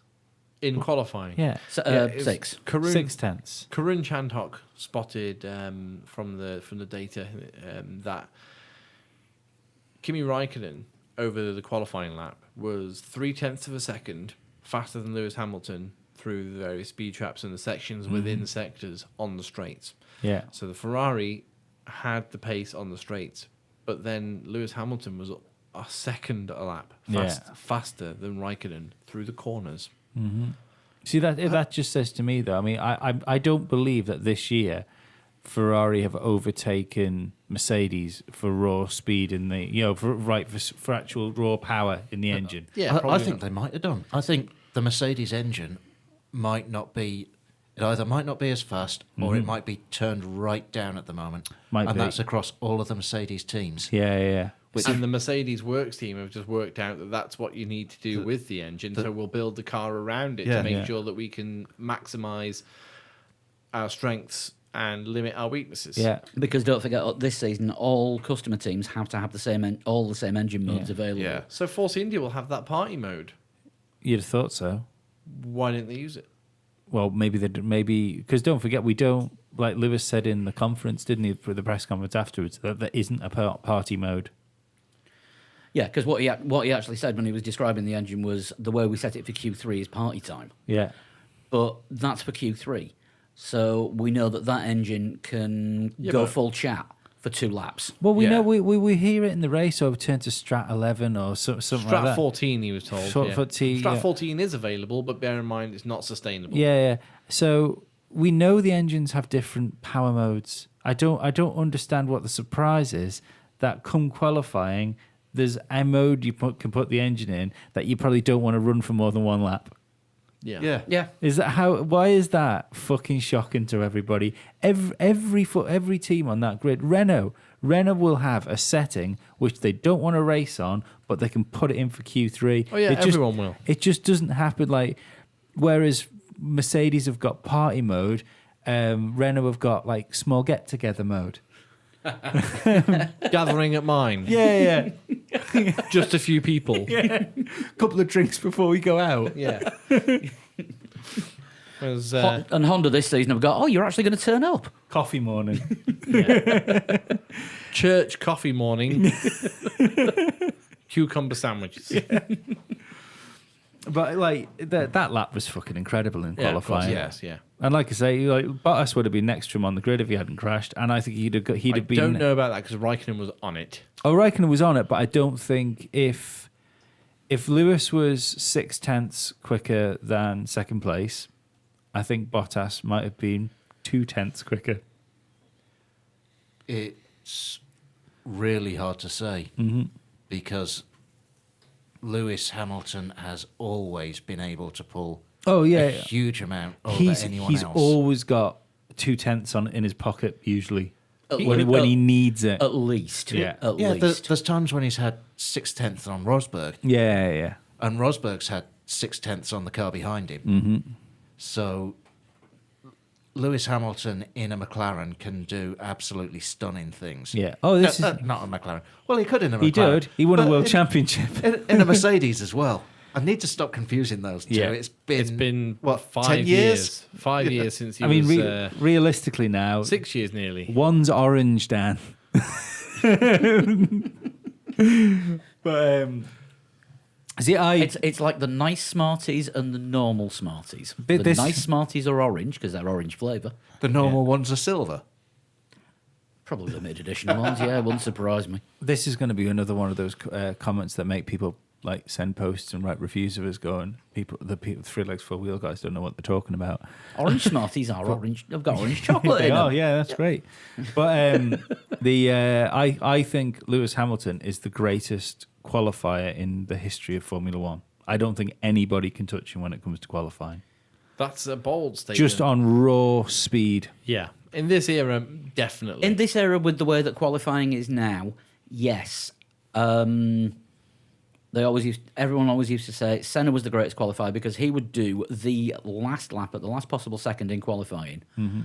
He would cross the line with about a second before the checkered flag dropped to get his last lap in. Yeah. And he would stick the car on pole by whatever amount he decided he was going to stick Yeah. the car on pole. That- was that, that's that great. lap in Australia where he was, what was it, 1.1 seconds Right. faster Well, than Prost. in this qualifying format, Lewis Hamilton has been the best Well, qualifier. let me clarify my statement a bit better then.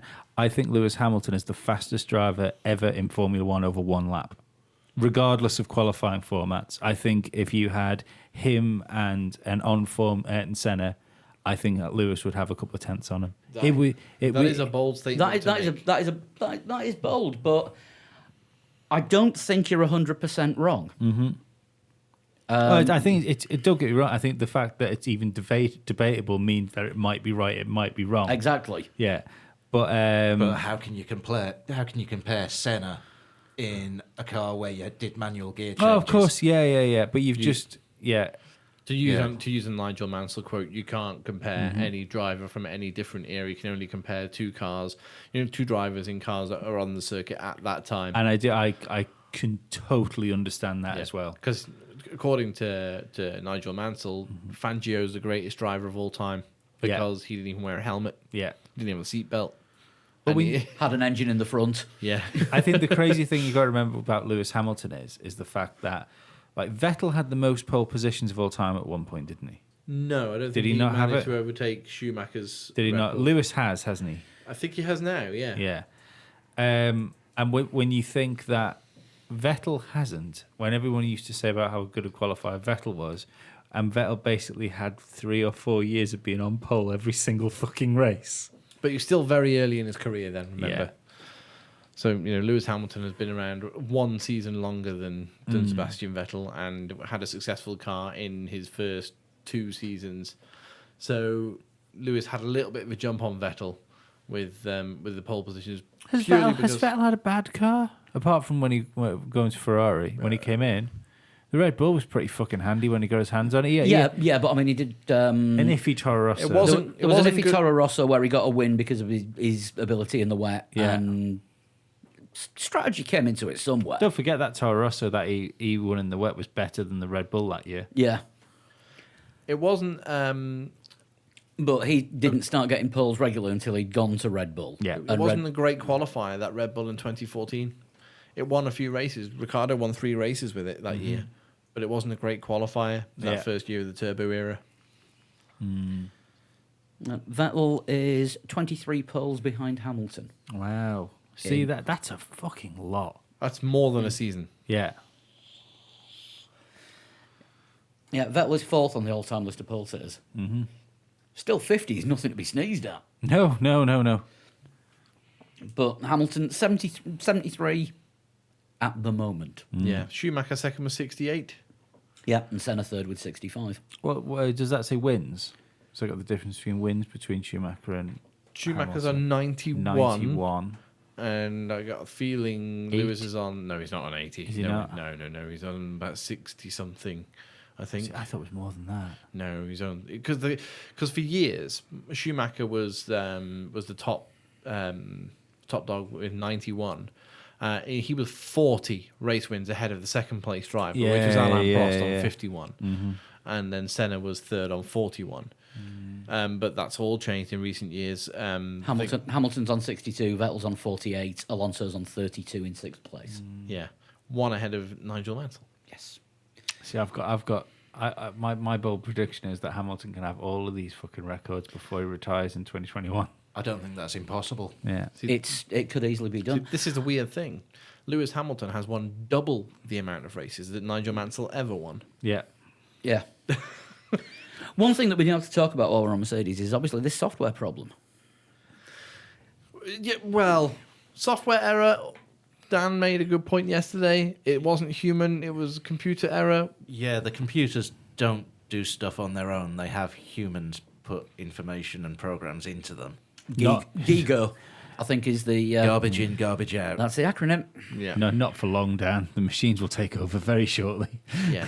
I think it was clarified a little bit that it As was... we've had pointed out to us now, there are 3D printers that can print 3D printers. We're all fucked. Well, apart from the metal bits. That'll happen.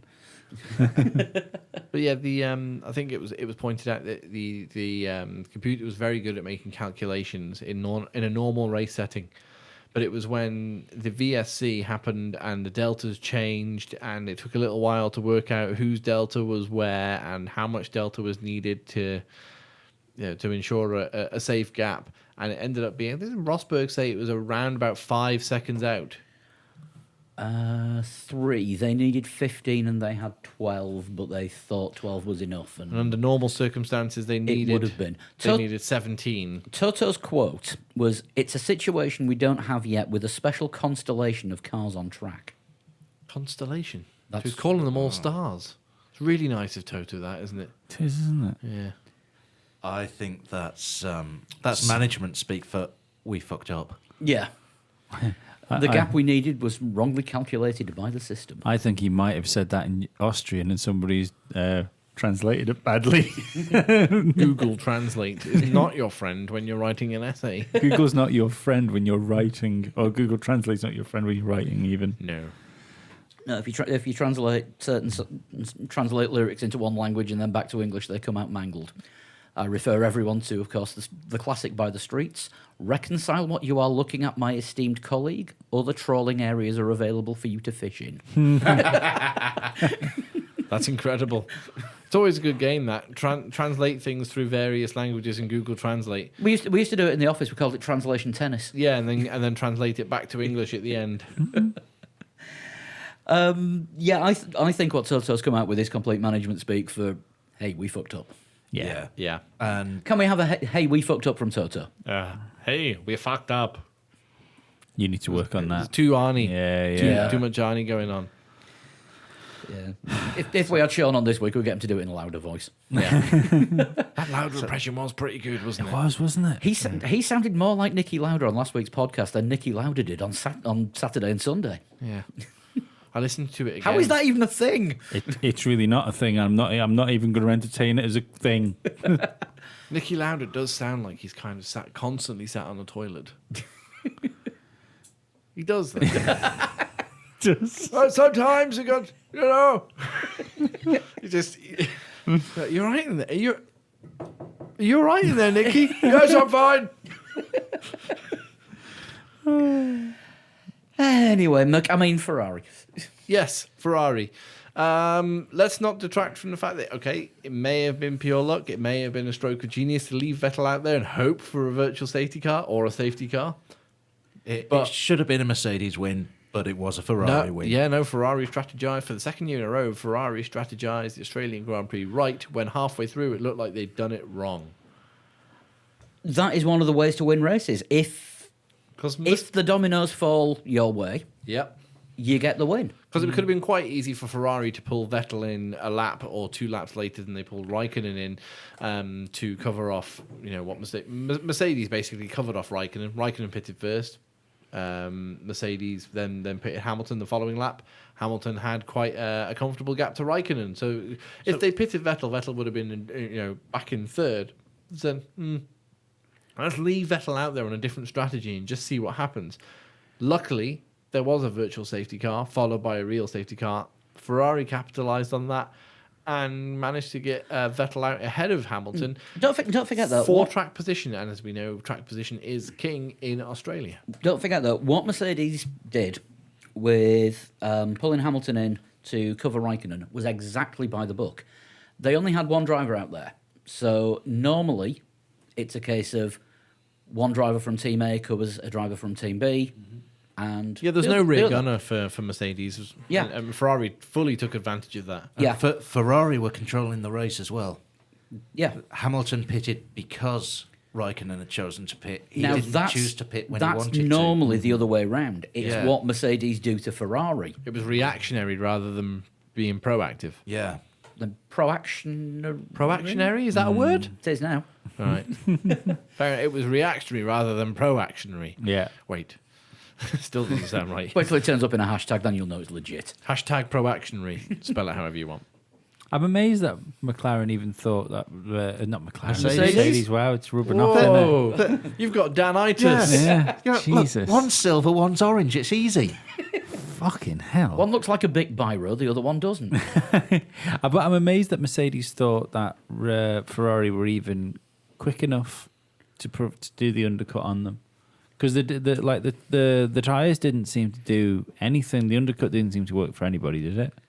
I don't think it did. I think when both Hamilton and Raikkonen came out on the fresh tyres, they were a lot faster For a few laps. for a few laps. Yeah. But that's all it takes, Then isn't it? Yeah, but then they settled down. I mean, but there was no way that Ferrari were going to pit Raikkonen and Mercedes were going to go, we'll just leave Lewis out there.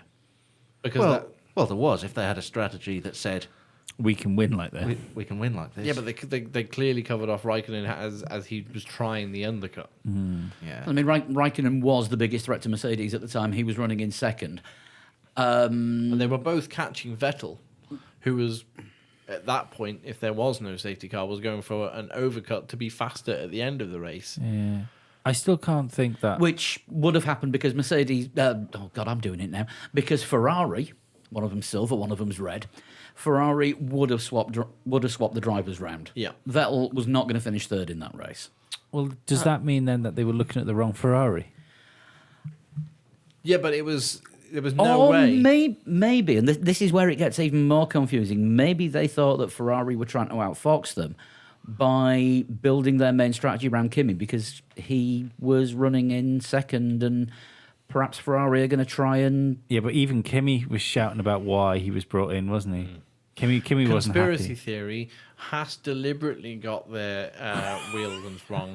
So the Ferrari that doesn't look, the Ferrari powered car that doesn't really look anything like the amalgamation of this year's and last year's Ferrari, retired to give Sebastian Vettel the pit stop he wanted. That's a fun conspiracy theory. It's not true. But it's And I'm bollocks. not allowed to do the crinkling tinfoil anymore No. because apparently it's really annoying. So if you all It want is to annoying. imagine crinkling tinfoil about Yeah. now, That's not a real conspiracy theory, No. by the way. I'm sure there are some people out there who think that. I've seen people. The PK suggest it. shuffle. Yeah, the PK shuffle. Do the PK. no more than that, we have to start paying royalties. It was in my own song. I just composed it. It was called Do the PK. But in the end, Ferrari got things right. It worked out perfectly for a win for them. Deja vu, just like they did last year. They got it right. Knew you were in gonna say Australia. Dun dun dun dun. I'll You Probably- can't probably rustle. edit that You can't rustle tinfoil, but you can hit the mic stand with your pen. Yeah, it didn't peak. Look, I'm on track 2. There's nothing clipping on there. Unlike us, we peaked hours ago. About yesterday morning. I don't even know what's going on anymore. No, neither do I. But no, I mean, it was call it luck, call it strategy, call it whatever. Ferrari have won the first race of the season again. Yes. They will have to do a better job of winning more races Yeah. this year than they did last year. Yeah. As Sean said on last week's podcast, they've won the Winter World Championship the past 3 years. It's about time they had a good go at winning the summer one. Yeah. Yeah, that's the only way you can describe it. I think we're in for a hell of a season, though. Yep. Right. Heroes and villains. Villain, the Haas wheel guns. Yeah. Has wheel gun man, because it's been put down as human error, hasn't it? Two different ones. It was a left rear and a left front. Yeah. Was It was And it was cross-threaded wheel nuts. It was right. It was a different wheel gun man on both stops. It's odd because your man, is he Austrian? Gunter Steiner, Yeah, American. Italian. He put down as human error. Where today? Gunther Steiner's Italian. Is he? Yeah. Doesn't sound. Yeah, I mean, Italian. Haas have said that it was human error and they didn't have enough pit stop practice. That's what I mean, because they're going to double the pit stop practice. Yeah. Yeah, I'm just looking for the article that Sean put up. I earlier. think it's more to do with the doubling the pit stop practice to make sure that they don't. It's not to do with the technique that's cross-threading the wheel gun, the wheel nuts. I'm sure it wouldn't be, otherwise it would have happened before. Yeah, well, I think there was two problems. One is that they cross-threaded the wheel nuts. The other is their traffic light system then Allowed allowed the them car to go. Yeah. And they also didn't have as many spares as they would normally have, with it being a closer race to their Banbury headquarters.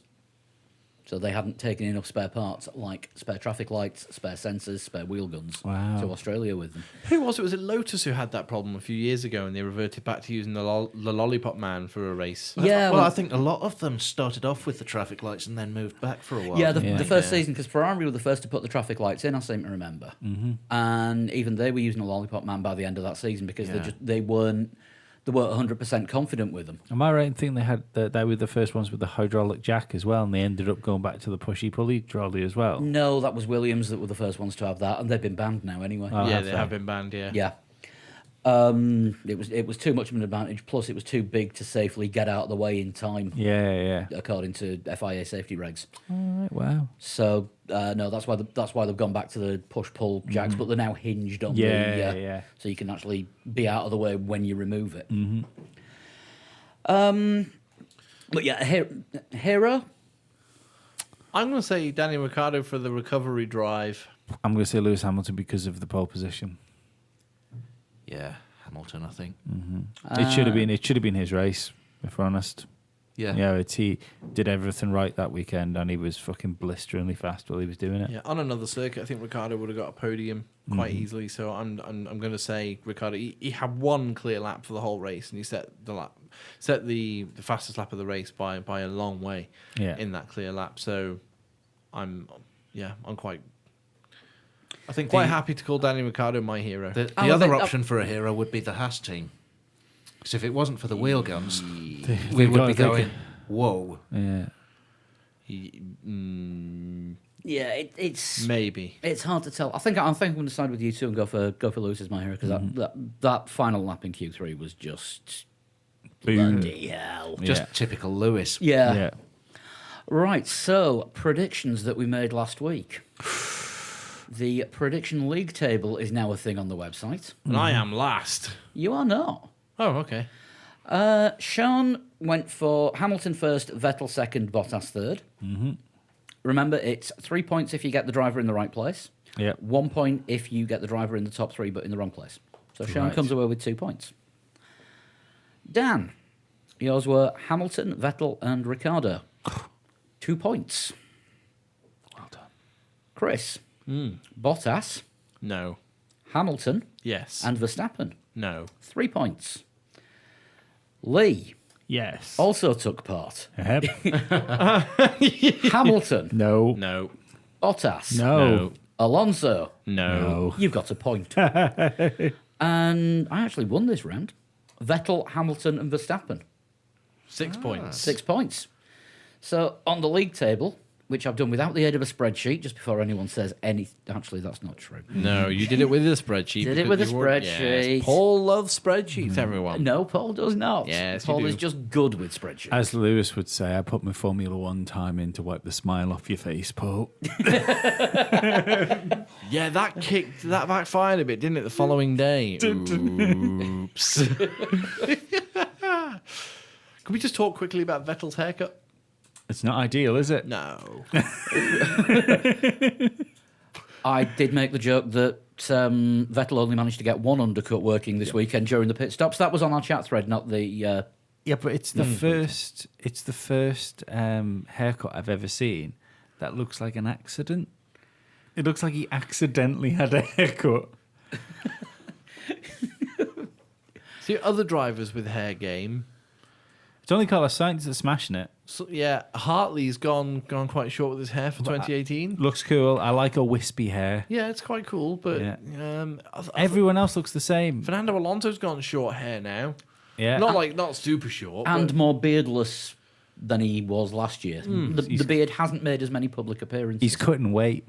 But obviously Lance Stroll's hair is completely independent of his body. It just it's like an aura. It just floats around. It's like Lego. Yeah. what? It's removable. Yeah. If you turn it backwards, it looks like a beetle. Hulkenberg has perfected the Tintin, and everyone else's hair is the fucking same. Yeah. Apart from Lewis and Daniel Ricciardo, who have the same haircut. Yeah, they do have the same, but the same haircut, which suits Daniel Ricciardo. I suppose that means maybe the difference is Daniel Ricciardo has that haircut, and Lewis bought a haircut and said, "Can I have want a Daniel Danny Ricciardo's haircut, Do please?" you think you took a picture into the barber and said, "Can you do it like this?" Have any of you done that? Don't think it Have was you- a barber have any that of you Lewis took a used for his picture? hair. Any of you took a picture and said, "I want my hair to look a bit like that"? Yeah, from a phone. Yeah. Not taking a picture in. No, Google searched on my phone and went like a bit like that. Yeah. You mean you've never actually sat in the barbers or the hairdressers where they have books of suggested haircuts? They used to have photo albums. No, because we're not in North Korea. When I, That's a very short book. You're allowed 9 haircuts in North Korea. No, when I was a kid, my mum used to drag me to the hairdressers. I think this is only a women's hairdressers thing. But when I was sort of about 8 or 9, my mum used to drag me to her hairdressers. And they had photo albums with demonstration pictures of haircuts in that you could ask for. I didn't realise there was that many haircuts for Cro-Magnon Man. It's how you comb your chest hair. My parting was on my left nipple. And yes, we did have scissors in my day. Just imagine you had to lie down with your head on a rock, and they pulled it over and then just smashed your hair with another rock. When I landed on Earth with the Golgafrinchans, Let's get back to podcast things. yes, You started it. please. I did. I may as well finish it. What does it say here? We've gone through most of the things that were on the news. Helmut Marko has been on the complaining telephone saying that the FIA needs to intervene in the Mercedes party mode. We've thing. talked about that. We have. I mean, Helmut Marko complains about fucking everything. How dare Mercedes stick to the rules but go faster than us? have This an has end. got to be stopped. Yeah. I mean, I didn't hear him doing an awful lot of complaining from 2010 to 2013. No, I didn't see him doing an awful lot of complaining where his front wings look like Mr. fucking Soft walking down the road. No, sort of literally bending to the wind. Yeah, to the point where one bent that fucking much that Vettel from behind managed to T-bone my Jensen. Just don't even breathe on the car.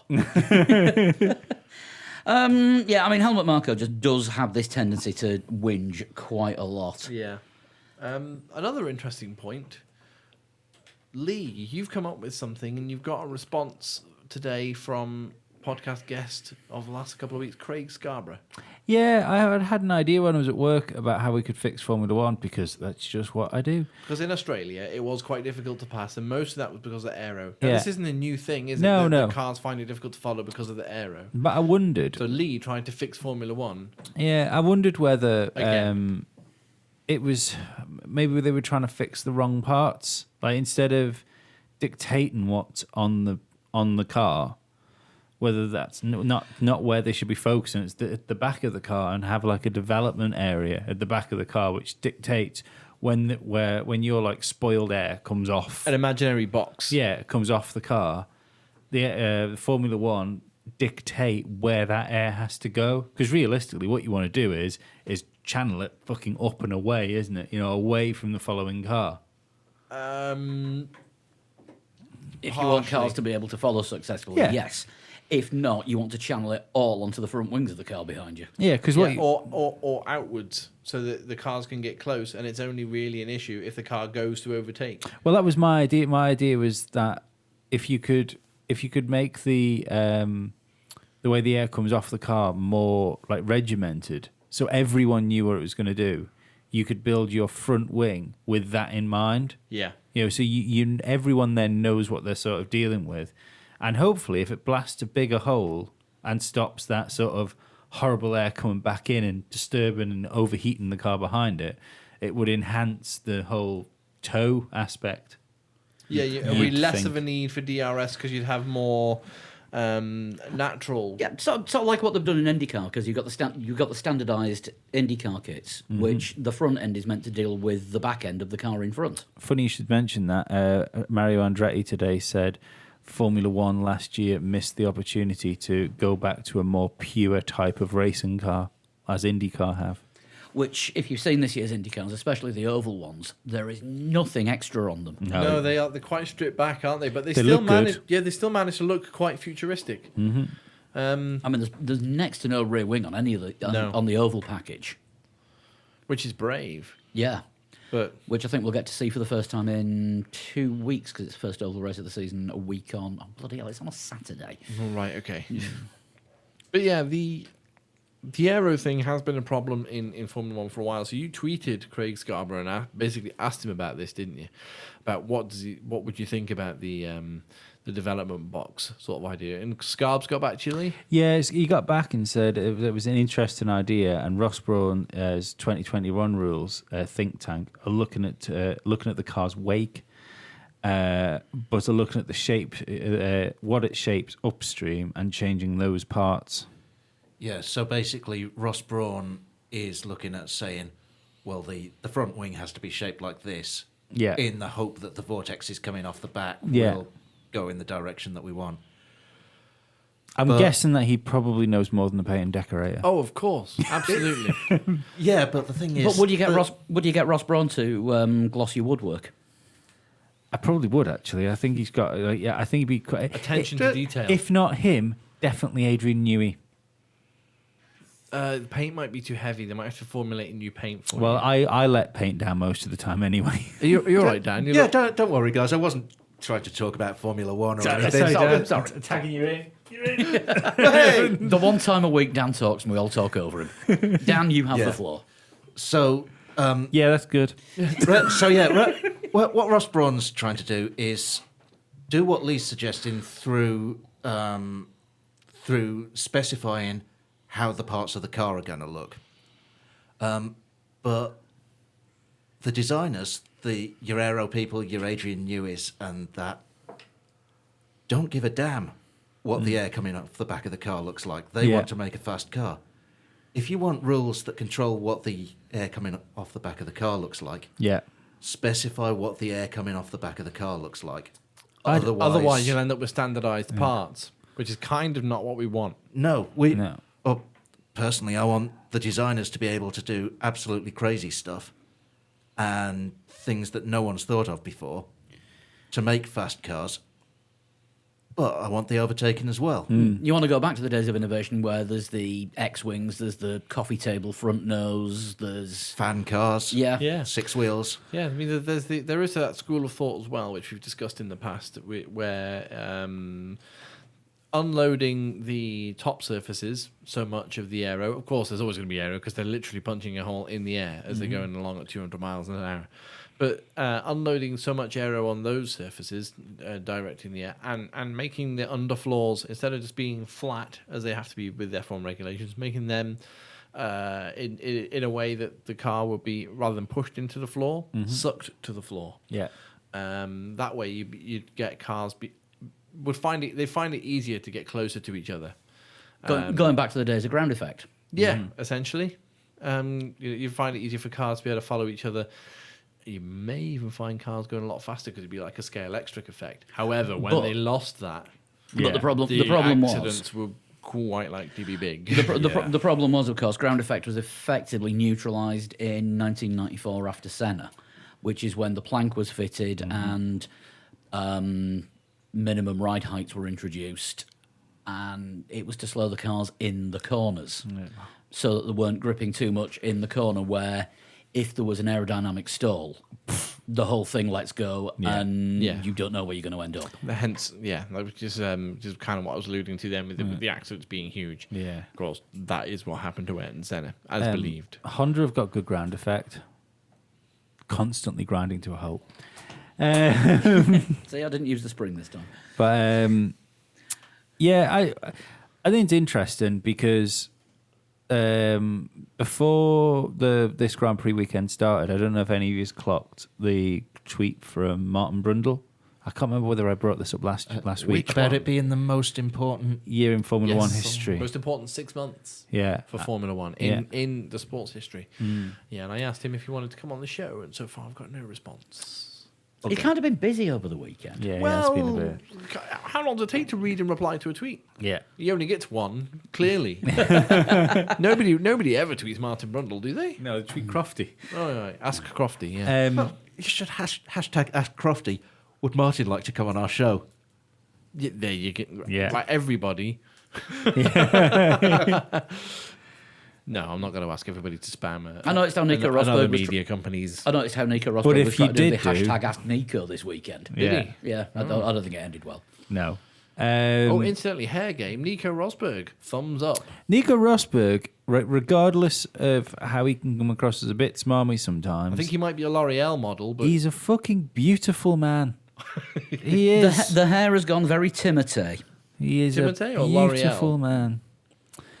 anyway, sorry. Yeah, the other thing that I noticed this week was Damon Hill got himself into a little bit of trouble.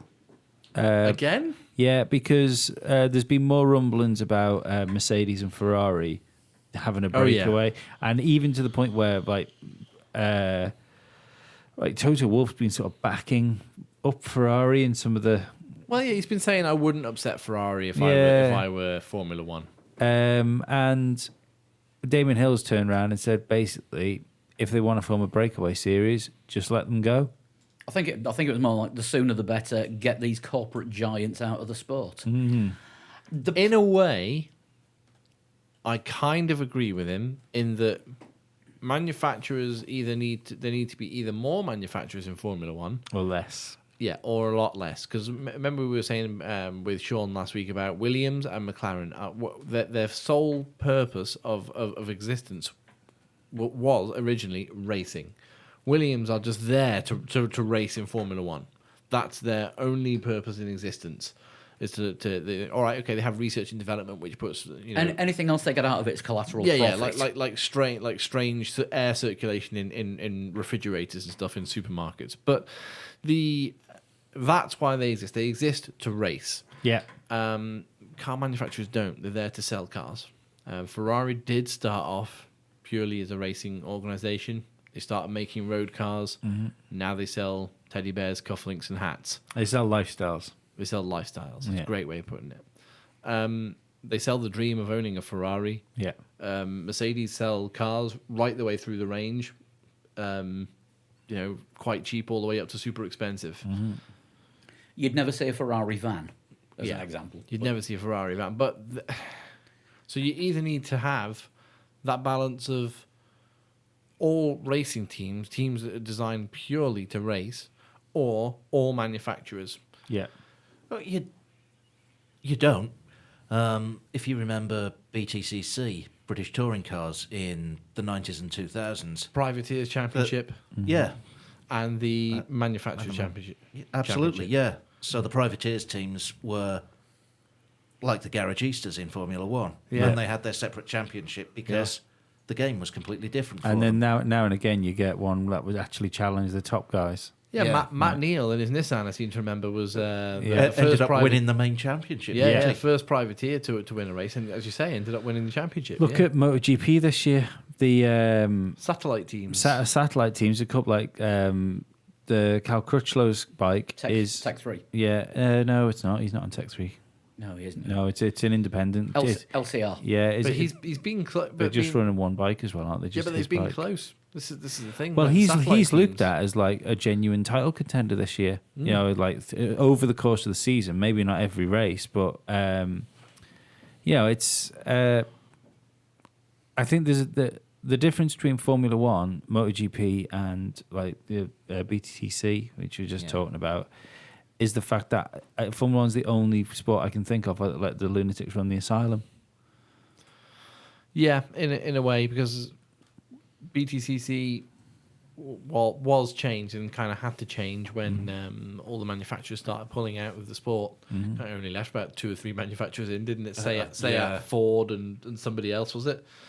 Well, I think things started to go wrong when Audi were the only car that won it. Yeah. Yeah. So all it takes is for another global financial crash. Mercedes and Ferrari just decide they're going to start They're off gonna in go. Formula One, and you're left with the privateer teams anyway. Yeah. Well, look at what's happened to WEC with the manufacturers taking Audi and Toyota being the two main Well, contenders. that's mainly a manufacturer's powered sport, though, isn't it? Yeah, that's what I mean. But what's happened to it is some of the manufacturers pulled out, and what you've ended up with is Toyota. Yeah. And that's why. Yeah, there were 5 LMP1 cars last year in LM. Yeah, I genuinely think that it's Fernando Alonso will win the Le Mans 24 Hours this year because it's too much of a good PR thing. Because Toyota have said he's going to win, because who are they racing against? Yeah. There are other 2 cars and a couple of privateer teams that aren't going to get the same development and have the same backing. That will be the number 1 car for that race, and the only thing that can stop that car winning the race will be technical problems. Yeah. So if Fernando Alonso finishes, he will win that. And I wouldn't even mind betting that's how the Toyota will look at the championship as well. Give him the best chance of being WEC champion. Yeah. Because all you can do is look at the extra eyes that the Alonso effect had on everything he's touched since he's been throwing himself around. And it's for them to all of a sudden, for them to be the ones that give Fernando the rightful championship he deserves. Like, he'd be on the face of everything with Toyota stuck next to the name for the next fucking 100 years. Yeah. I mean, we're getting back to Because I mean, the last poster boy they had was... Kobayashi. Yeah, we won't even go there. But yeah, getting back to the whole sort of will they, won't they, Ferrari, Mercedes, there was a Formula One before Mercedes came back, and it was all right. Yeah. Yeah. There was a de facto Mercedes team. I think it was going back to like 93 when it was actually Sauber that brought Mercedes back into Formula One as an engine supplier before they started supplying McLaren. I mean, F1 wasn't too bad in the 80s before Mercedes came back. I remember F1 in the early 90s when Ferrari were a nothing team, when they weren't complaining every week that, we're not winning, so we're going to leave. Yeah. Nobody went, don't. Please don't. The only issue is... Williams, Renault, McLaren, Honda, and then McLaren, various other engines before the Mercedes. There was a time when Mercedes weren't in Formula One and Ferrari were nowhere. Ferrari were at one point the worst team, and I can remember that. I can remember Ferrari being right near the back. Yeah. And Formula One was okay. Yeah. So I think it would be okay if Ferrari and Mercedes decided not to be in Formula One. Well, the only issue I can see is engines. We don't have many engine suppliers. So you take... You'd end up with Renault and Honda. Yeah, exactly. Nobody wants But that. that's to do with the engine formula, isn't it? Yeah, of course it is. That it's so expensive. The manufacturers ended up sort of working towards, they pushed for this formula. Yeah, and now they hate it. It's really, it's fucking pathetic. Like you say, lunatics running the asylum. I don't think it's going to be... it's the same as the engine rules. Like, these... although I hate the engine rules, these engine rules were signed off by the fucking teams. Yeah. They had a say in it. And now they don't want them. Yeah, it's stupid. Everyone agreed. Yeah, but let's say, for instance, I know the instant reaction to this is no, and I'm not saying this is how Formula One should be, but it's more just like a bit of a thought experiment. Ferrari and Mercedes, fuck off. Yeah, so no more Ferrari and Mercedes. Renault hang around like because Renault would be the only works team. Yeah, there would be if Yeah. Assuming that Honda don't. Assuming Honda don't end up Toro buying. Rosso. But let's just Aston Martin could buy Red Bull, but that's future times. yeah. So let's just say that Renault have stayed. Let's say Renault have stayed because this is perfectly acceptable to think of as well before 2021. Renault stay, Honda fuck off because they're still shit. Yeah. So now we've only got Renault engines. Formula Renault, essentially, isn't it? Yeah. No, but then let's say Ross Brawn designs a car that is essentially going to be an IndyCar style, off the shelf, stock car. Mm-hmm. Yeah. So what you've got in Formula One is GP1. IndyCar. Yeah, it's GP1, but IndyCar. IndyCar ran proper circuits. Yeah. Yeah. Now, do we hate that, or as soon as Australia comes round, you've still got the best drivers in the world doing it. They're all in reasonably equal machinery, and all of a sudden, because the cars are designed by a person, not only are they all going fucking 3 seconds a lap faster because that's the way they've built the formula. So we've now got faster cars that can hopefully overtake. Does anybody care anymore that it's not Formula One, or do people just care because they're watching they're watching a product called Formula One with names they remember and really exciting racing? It would be Formula One in name only. Yeah, but as soon as if it was good, do you think? And I don't just mean us sat around this table. Yeah. Do you think people care? Like, as in the vast majority? No, they don't. Joe Public doesn't care. Yeah. Personally, I hope it doesn't become a spec series. Yeah. If it does, I'm probably still going to be watching it and possibly thinking how good it is now. So is that not maybe the way forward? Because if you look at it, NASCAR started out, the S in NASCAR means stock. Yeah. Now they have a spec car. Yeah. There's no stock about it. Mm-hmm. Yeah. That didn't lose any fans. No. In fact, it gained fans, if anything. Yeah. Look how popular IndyCar is right now because of what they've done. I've always said the two things Formula One needs to do to fix itself is to either become, as you said, a spec series with standardized parts. Mm-hmm. I don't want to see just a single engine manufacturer, though. I don't think that's quite the way forward. No, I mean, realistically, Or- the idea would be if you could have as many engine manufacturers what you want. Here is your chassis. This is the shape of the hole in the back. Yeah. Yeah. What do you want to put in that hole? It's up to you. Yeah. And you don't really want manufacturers if it's a spec series. No. Because there's no point in having manufacturers. In a spec series, Yeah. They either need to do that, become, as Adrian Newey called it a few years ago, GP1, Yeah. in reference to the fact that all GP2 cars are the same, and, Yeah. and GP3 is in the same boat. Or, as I tend to lean towards, complete disclosure of everything. Yeah. So that if you submit something to the FIA, everyone can see it. Yeah, it all goes onto the FIA database or Formula One. For the teams. Yeah. And everyone can see it. Yeah. Force India can see what Haas are doing. Haas can see what Mercedes are doing. Yeah. It all interlinks.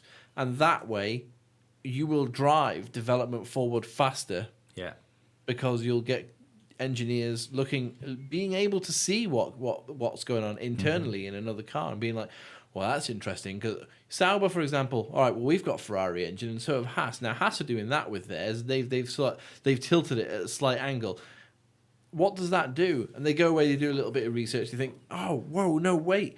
On clockwise circuits, that works better for them. So if we do that, but maybe if we do it slightly differently, we'll get reverse engineering, but having access to the blueprints. Yeah, Yeah. exactly. That's exactly the way I think it should work. I don't necessarily think the public needs to see it, but I think if it was complete disclosure of all blueprints and all development work going on in all the teams, if something is submitted to the FIA for a change in your car, everybody should see it. It's not a bad idea. It could never happen just because of the money involved in the development of these things. At the Read moment, the back of that yeah. Mercedes pass. Loose lips cost laps. Yeah. But like it's Lap time. Well, yeah, but But like as far as the spec series Loose go, lips cost laps scans easier. Yes. the only thing I want to see from Formula One is I want to see like the best drivers, or who I think are the best drivers in the world, driving the fastest cars that can go around a circuit, and hopefully be able to race each other. And if that means it has to be a spec series with a load of independent teams, so Fair fuck enough. it. The other thing that would do as well would enhance my idea of making it easier for for Formula 3 and Formula 2 teams to come get in. up into Formula 1. Yeah, like Yeah. they used to. Like Jordan was a British Formula 3 team Yeah. that eventually made Barrier it of to F1. entry is so high. Mm. You know, you just look at Marussia. Yeah, Marussia and There's too much, isn't it? HRT. Yeah. I mean, Haas, we're praising Haas, but the only reason Haas managed to get into Formula 1 and be competitive is by jumping on the ball sack of Ferrari. And is that the model that teams should follow? I mean, I if mean, you it- want success, then It, yes. it looks like it's the only way that it can be done these days because it is the model. It is the only way it can be done, and it is the best way. But is it right? yeah.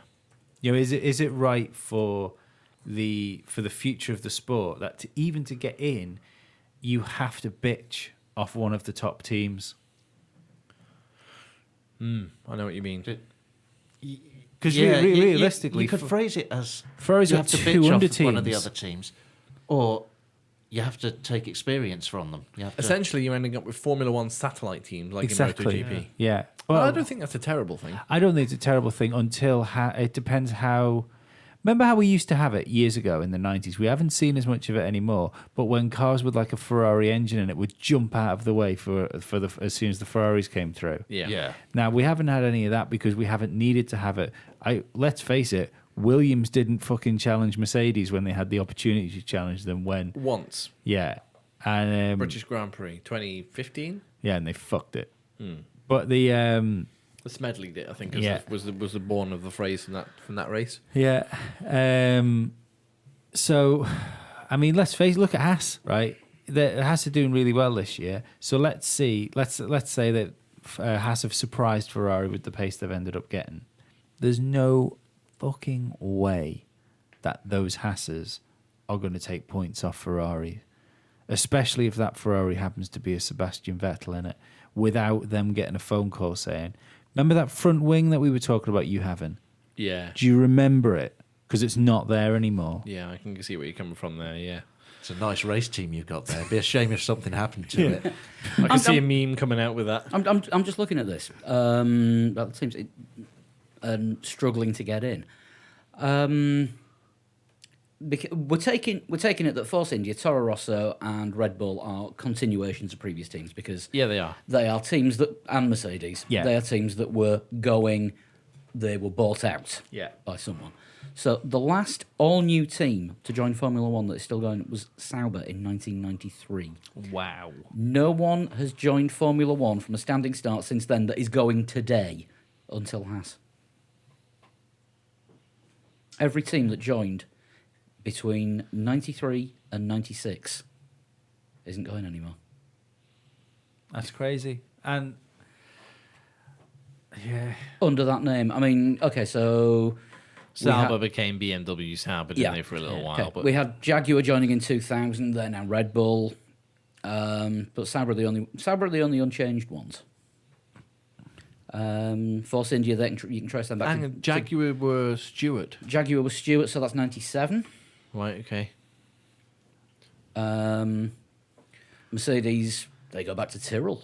They do. Yeah. In the 70s? 80s? Before that, I think Tyrrell might have started at the end of the 60s, you know? Oh, no, 1970 Canadian Grand Prix was their first race. 1970s. Toro Rosso, Minardi. Yep. So, yeah, the barrier to entry is way too high. I'm It really is. interested. Actually, I'm interested to hear from the listeners about this. See if we get Carl in Formula Yeah. 1 team or something. Either messages on the Facebook or tweet me at Total Shunt or any of us. I'm looking at the number of teams that have failed. It's kind of like the Red Bull Young Driver program in there. But if you'd be quite happy to watch a spec series Formula One under the proviso come 2021, the cars are faster and they can race better, and the people that you want to see that are already in Formula One stay in whatever car whatever car or team coming in are there. Would you be interested in seeing a like the ultimate spec series? You know, the Formula One, if you want, you know, The Formula One of spec series. Yeah, Probably as long as it wasn't on ESPN. probably. I think we Which should, moves us on I was going nicely. to say, if we could close off just the Australian Grand Prix, I mean, we've kind of moved on a little bit for us to talk about what Damon Hill saying. Yeah, we're in 2021. Yeah, You have our own- just jumped on my segue and set it on fire. No, I wanted to say, I just want to say thank you to Chris Garth. Yes, a massive thank you to Chris Garth. There was a display of classic minis at Turn 3 at Albert Park this weekend, and there was one of them there with a big 3 Legs 4 Wheels sticker in the back of it. Oh, fantastic. Did people call you? You can see it on the website, actually. If you go to our website, 3legs4wheels.com, click on Galleries, and it's there in the Australian Grand Prix section. I want to know if people called him Chris Barth at school. They may have done. Mm-hmm. Don't know how big they are on bullying in schools in Australia. It depends if it's bullying. So one man's bullying is another man's banter. I guess so. Anyway, Lee, who hurt you? Everyone. Figures. Right, ESPN. Basically, I don't think anybody was happy with what they did because they just managed to screw up left, right, and centre. we know why. They're not very good at it. No, we alluded to this before we were started recording. It's because Formula One want everyone to sign up to F1 TV when it launches. Yeah. And here comes the tinfoil hattery. No, there's no tinfoil hattery. That's what it is. Yeah. Make it as bad as possible so that everyone pays for their service. Yeah. Oh, we're not going to have adverts. It'll be a continuous thing. So they cut the commentary and give way more commercial breaks than NBC ever appeared to have. All right, okay. They're tapping into the world feed with the same commentary that we get here in the UK, but even still, it's not. They lost 20 minutes of pre-race because apparently somebody pressed the wrong button in the control room. So they started showing the programme that was on before the race coverage started. I'm not being funny, but like if there's enough adverts on American TV to surprise the Americans, that's QVC. I don't think it was the number of adverts. It was the fact that they cut to adverts mid-sentence. Right, okay. Yeah, and also that just the length of them. Each commercial break, people, we have people messaging us saying there were 2 or 3 minutes, and there were about 15 breaks during the race, and they cut the commentary. You didn't even have the option to continue listening to the commentary whilst the commercials were on. In Of course, thing. they can't do a recap after No. they come back from the adverts because it's not their commentary. They're using Sky's commentary and the world feed pictures during the race. So if you were struggling with that and you think you might struggle for Bahrain in a couple of weeks' time, please remember that 3 Legs 4 Wheels, we do run a live race blog during the race. We don't cut out for commercial breaks. We try and keep you abreast of what's happening. Right across qualifying and the race. Yeah, I did say to somebody before the race, send us a message every time ESPN go to commercial so we make sure we're doing as much coverage as possible. And the reply I got was, I'm not going to be able to type that much. So, yeah, they really have screwed up. And F1 TV is coming soon, but F1 still haven't given a date. I know there's been a lot of people that have got in touch with us over the last few weeks saying, do we know anything? No. We know as much as you. I've About seen, F1 TV. yeah, I've seen that. Yeah. Yeah, I've seen that demo video. What we're expecting to see. When F1 TV comes around, it looks good. It is a good idea. The package looks good. The graphics look easy to understand. Much like they do on the TV. The new graphics on the TV look. I've only really got one comment to make on the new graphics, and it was on the timing screen on the F1 website. Yeah. I had a bit of a problem telling between 6s and 8s and 5s and 3s because the numbers don't work in that font.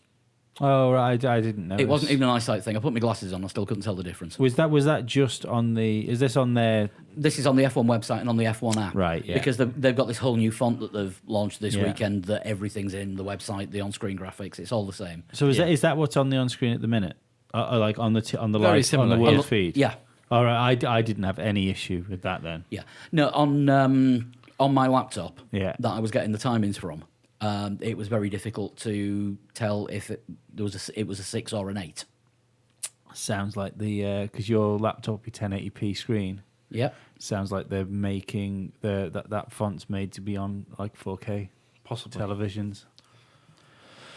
But if it's a standard laptop app, they should really do it for 1080. Could do, but see, I've got a theory about the old, especially the F1 TV, app thing.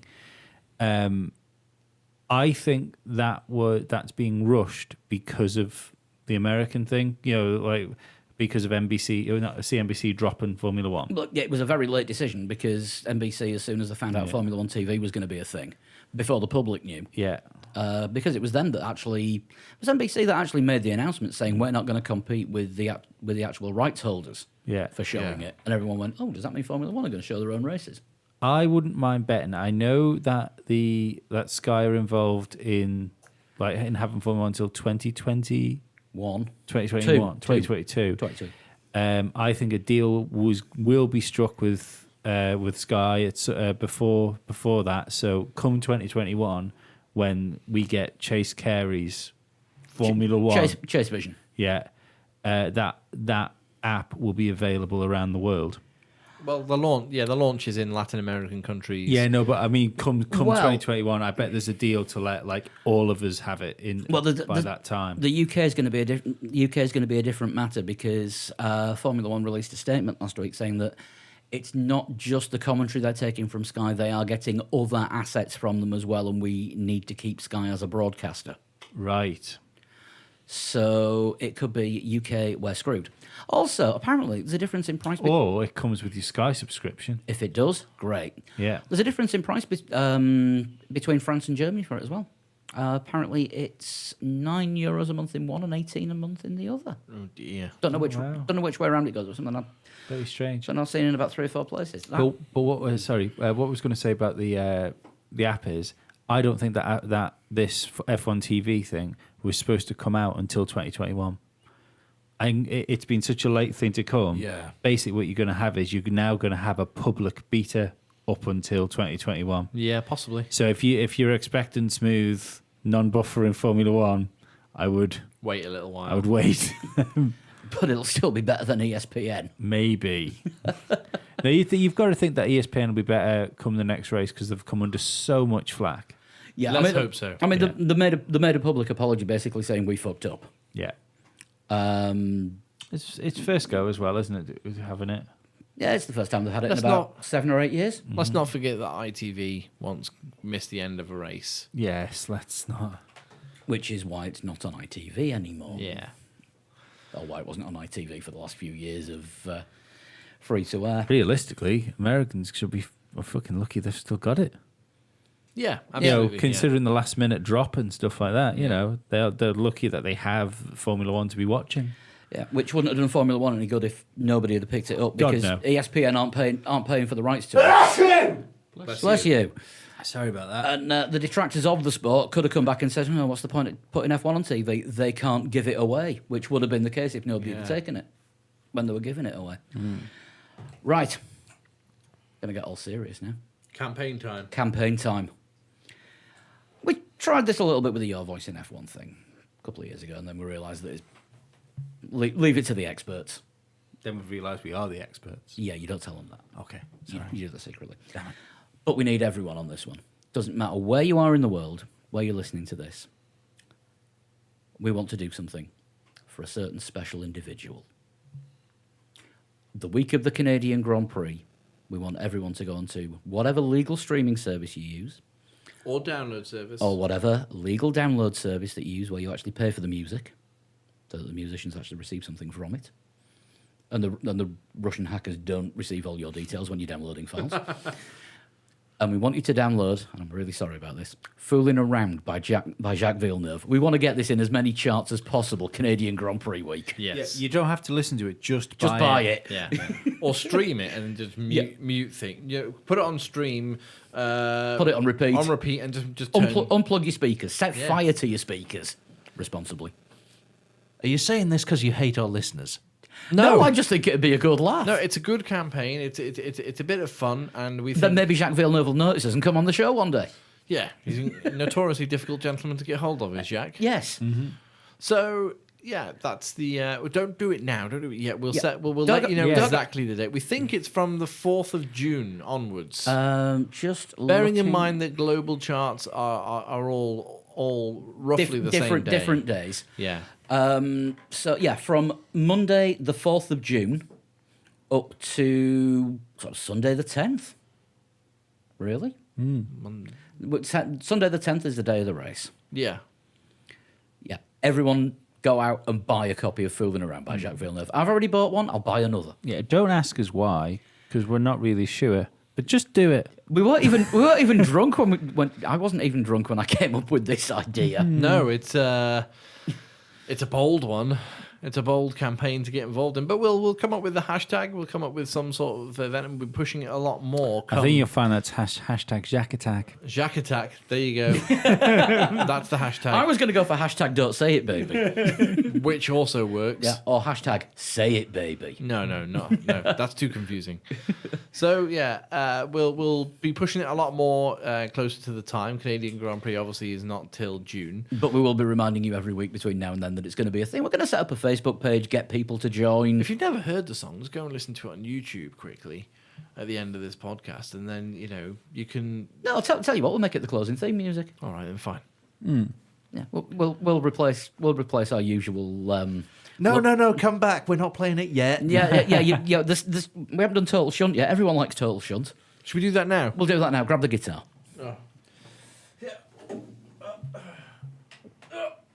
It's further away than it usually is.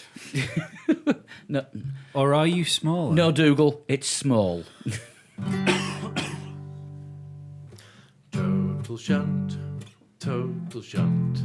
Someone's tuned this acoustic guitar. They haven't. It wasn't me.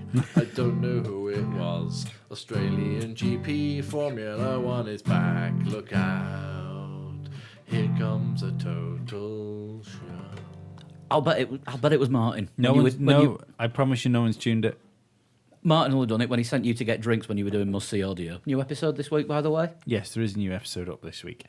We also God. New episode up this week.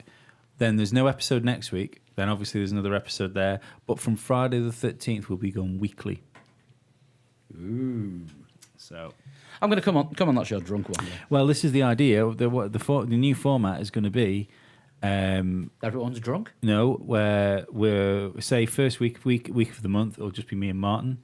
Second week be me, Martin, and a guest. Third week me and Martin. Fourth week me, Martin, and a guest. So we only need to find 2 guests per month. That sounds good. However, Yeah. I've already done the theme tune for Total Shunt, so let's get into it. Right, this is by Tony. I have no fucking idea. Stefanich. Stefanich. Get a At- proper name. At Slashy Jimmy. Yeah. Fair enough. So Slash and Jimi Hendrix in one. They're one hell of a guitarist. squeeze me. Anyway, continue. I was born Correct way to start. in 1973. 40 something, 44, Well, 45, 5 this year. 44 or 45. Before my entry into Formula One, I was part of a BTCC team. That's easy for you to say. Absolutely. 45. If we go back about 25 years, Gabriele Tarquini was too old then, wasn't he? He wasn't 20 in the early 90s. Alan McNish did quite a bit with BTCC over the years. Funny enough, Alan did Nish in Formula One. He was also a poster boy for Toyota. Yes, he was. I remember Very small poster boy. it was a very small poster. It was far away. Stamp boy. Yeah. Sounds like a superhero now. When remember Stamp boy, I haven't got my postage. And how his special power is to be able to slide under doorways. remember the Sky 3D channel that lasted for about a year? day. I never. When everyone had 3D TVs. No, that's how dead 3D TVs were. Fucking early adopter here didn't buy one because I went, that's a wank idea. Yeah, we had one because it was cheaper than the TV we were renting. But Yeah. so we got the Sky 3D channel for free. And one of the few 3D adverts on there was Alan McNish explaining how to drive a WEC car in 3D. Just him with a lot of CGI around him. Yeah. And every time I saw it, I couldn't help but think of Wonka Vision and the kid that gets shrunk. Yes. It's Mike TV. Yeah. Yeah. Either that, or you drink a little bit too much. Stick your 3D glasses on that, but fucking hell, I'm in the Shire. What do you get from a lot of TV? Pain in the neck and an IQ of 3. So after that short interlude, I debuted in Formula One in the year 2000. Not much has changed, but they live underwater. no, it was strange because they were all fully grown. Right. 2000, is that too early for Alan McNish? He was later than that, wasn't he? 2005, 2006-ish. No, I don't think he was. I think he would have been around about that time. Do you think? Reynolds. He was in, wasn't he? Is it a Reynolds? No, I think he was later than the year 2000, I think. Alan McNish. I'd Google it, but that would be cheating. Yeah. That's why we're not going to Google it, and that's why I'm on a completely neutral page. I have this year's race calendar on my screen in front of me, and that's It's it. a massive penis that man has. Should we go Alan McNish first guess? Then? 'Cause Yeah, I this think is so, first guess, yeah. isn't it? Alan McNish. After 3 race seasons in Formula One, I got sick of racing and as a result changed teams. Sick of racing. And as a result, changed teams. So clearly didn't want to race and wanted to piss about at the back for a while.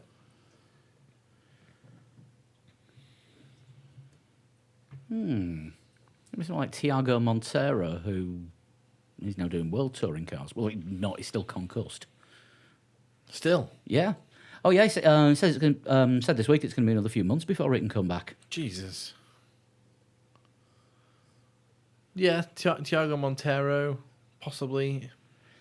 Might be a Didn't do little. anything with BTCC, though. No, I don't know. It might be a little bit too late because Montero was 2000 and I want to say 2004, 2005, sort of around the shitty end of Jordan. I think that's when Alan McNish came in, because he was Toyota, wasn't he? Toyota project was like 2004 through to yeah, but he 2008. was racing. He was in Formula One before then.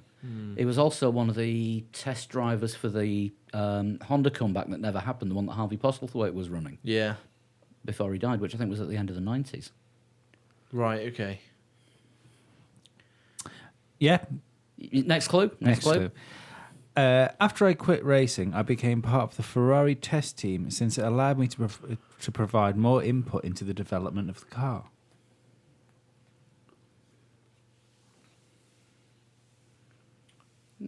Pedro de la Rosa, but he not BTCC. He's been on every test team. Marc Genet, Did he ever do Don't think BTCC? he was BTCC. he never raced.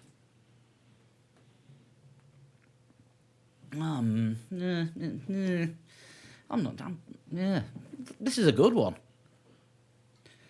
Possibly not a person. Shall we bring Sean? Alain Menu. I think he's a person. Yeah, did he ever enter the foray of Formula One and stay there for a while? I don't remember him I don't doing. I'm trying to think of like least- late.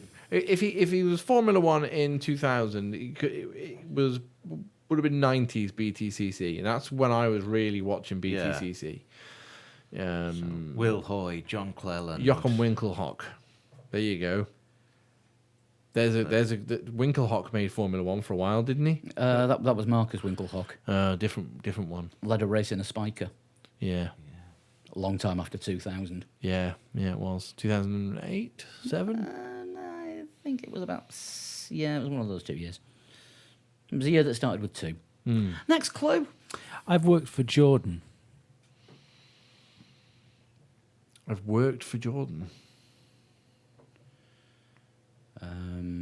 Possibly not a driver then.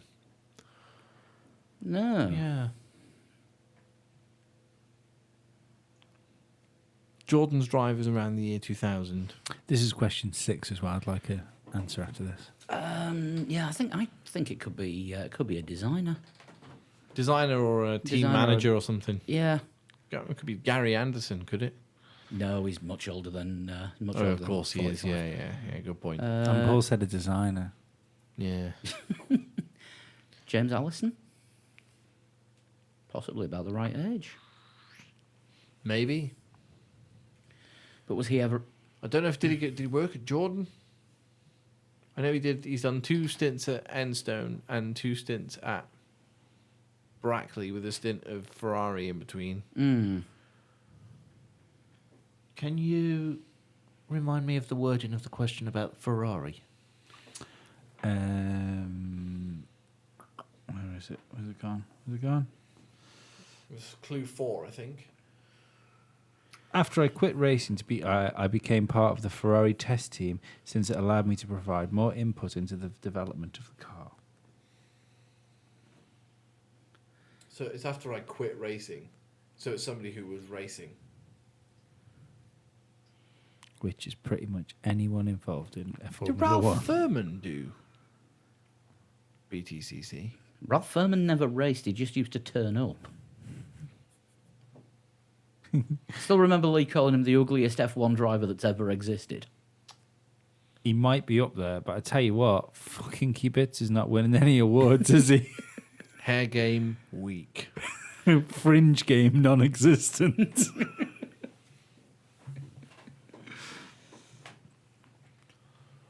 You need a guess on this one, don't you? I want one right now because this is taking fucking ages. Yeah, you're right, it is. Should we... a designer that isn't Gary Allison? James Allison? Look, because he was a racer. So he was racing at some point and then became part of the Ferrari test team. It doesn't help. The Jordan thing doesn't help because basically everyone in Formula One came through Jordan at some point in their career. Yeah. Well, it could be someone who worked as a PA for the model. Could be Eddie. Eddie raced. Doesn't say Jordan race team. Luca Badoa. Never did BTCC. He's about the right age. Just to clarify my clue, I meant Jordan race team. Right. Not the supermodel of the country. No, yeah. I'm Dane Bowers. Or the one that used to knock about with the Sex Pistols in the 70s.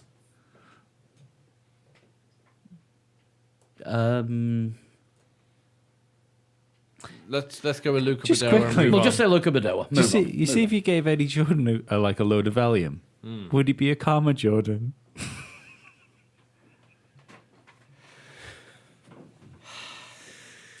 Move on. Yes, because that's what Valium does. I recently resumed racing activities for Ferrari in 2006. That's That's not not recent. recent.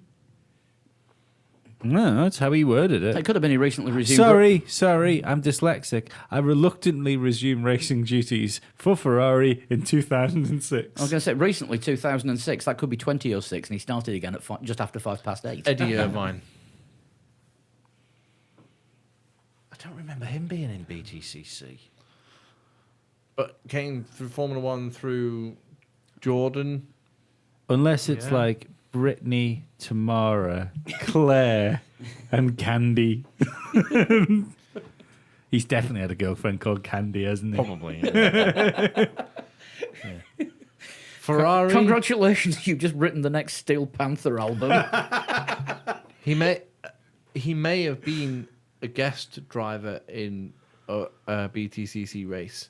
They used to have guest racers in some teams where people would buy a seat and race for 2-3 races and then start off back to whatever it was they did normally. I want to stick with Eddie Irvine at the moment, coming through Jordan and then ending up at Ferrari and reluctantly going back to Ferrari in 2006. Although Irvine raced with Jaguar, didn't he, in 2003? So the timing might end up being about right, because I know Eddie Irvine owns a Ferrari. I don't think he bought it. No, I don't think he bought it I either. bet he owns several. I want to say Eddie Irvine at the moment. Let's continue with... Okay. I believe that's 7. Are we on 7? That was 7. That was 7. My best moment in Formula One was the 2008 Monaco Grand Prix. So not Eddie Irvine. Definitely not Eddie Irvine. That would be... That would be a guess burned. Giancarlo Fisichella. Would it? Who won that 2008 Monaco Grand Prix? Is that my thing? Oh, I'm thinking of the wrong year. When I'm thinking when Trulli won. That which was before 2008. Yeah. I'm still got nothing. I'm still got nothing, including say words. Rubens Barrichello also came up through Jordan and ended up at Ferrari. But I don't think he ever did British touring cars. And he had to stop racing because he was told he had a brake problem and let the other guy past. Next clue. The German Grand Prix holds unhappy memories for me. Was Felipe Massa. But again, BTCC? Don't remember him. He's not 45 either. No. No, we had this last week. Yeah. He's 36. Similar age to Sean Kelly. Depends who you ask. Barrichello? Yeah. But again, I don't remember. Barrichello was in Formula One like right through the 90s. I don't remember him pissing off to BTCC for a race or two. I would remember that. Yeah. I still want to say Eddie Irvine, although things don't match up with the 2008 Monaco Grand Prix. Unless he was commentating. Next clue, please, Lee. And final clue. Is it the final one? Number 9 Yeah. is final. I am I am most well known for some of my radio messages. Rob Smedley? Yeah. Got to be, hasn't it? I reckon. Yeah. If it wasn't Massa at German Grand Prix, it would be Rob Smedley. Yeah. He was at Ferrari. He was a racer for a little while. Whether he raced in BTCC or was just part of a team there for a while, I'm not sure. He's about the right age. And Chris, I am saying Rob Smedley. Do you understand this message? I understand. I got there faster than you. I understand the Rob Smedley. Dan, Yeah. do you understand Rob Smedley? I understand Rob Smedley. Are you Rob Smedley? I am Rob Smedley. Got there in the end. Did get there. I really didn't think you were getting that one. That was bloody hell, that was a good one. I thought that was going to swing back round to Alan McNish. No. Nothing should do that. Formula Lee. Thanks, Tony. Yes, and thank thanks, you. Tony. You're gonna get another You're gonna get another mention in this. I normally only do the top 20 for Formula Lee, but congratulations on your 38th place.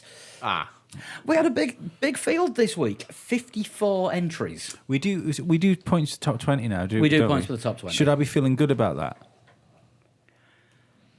No, No. No. Oh, damn it.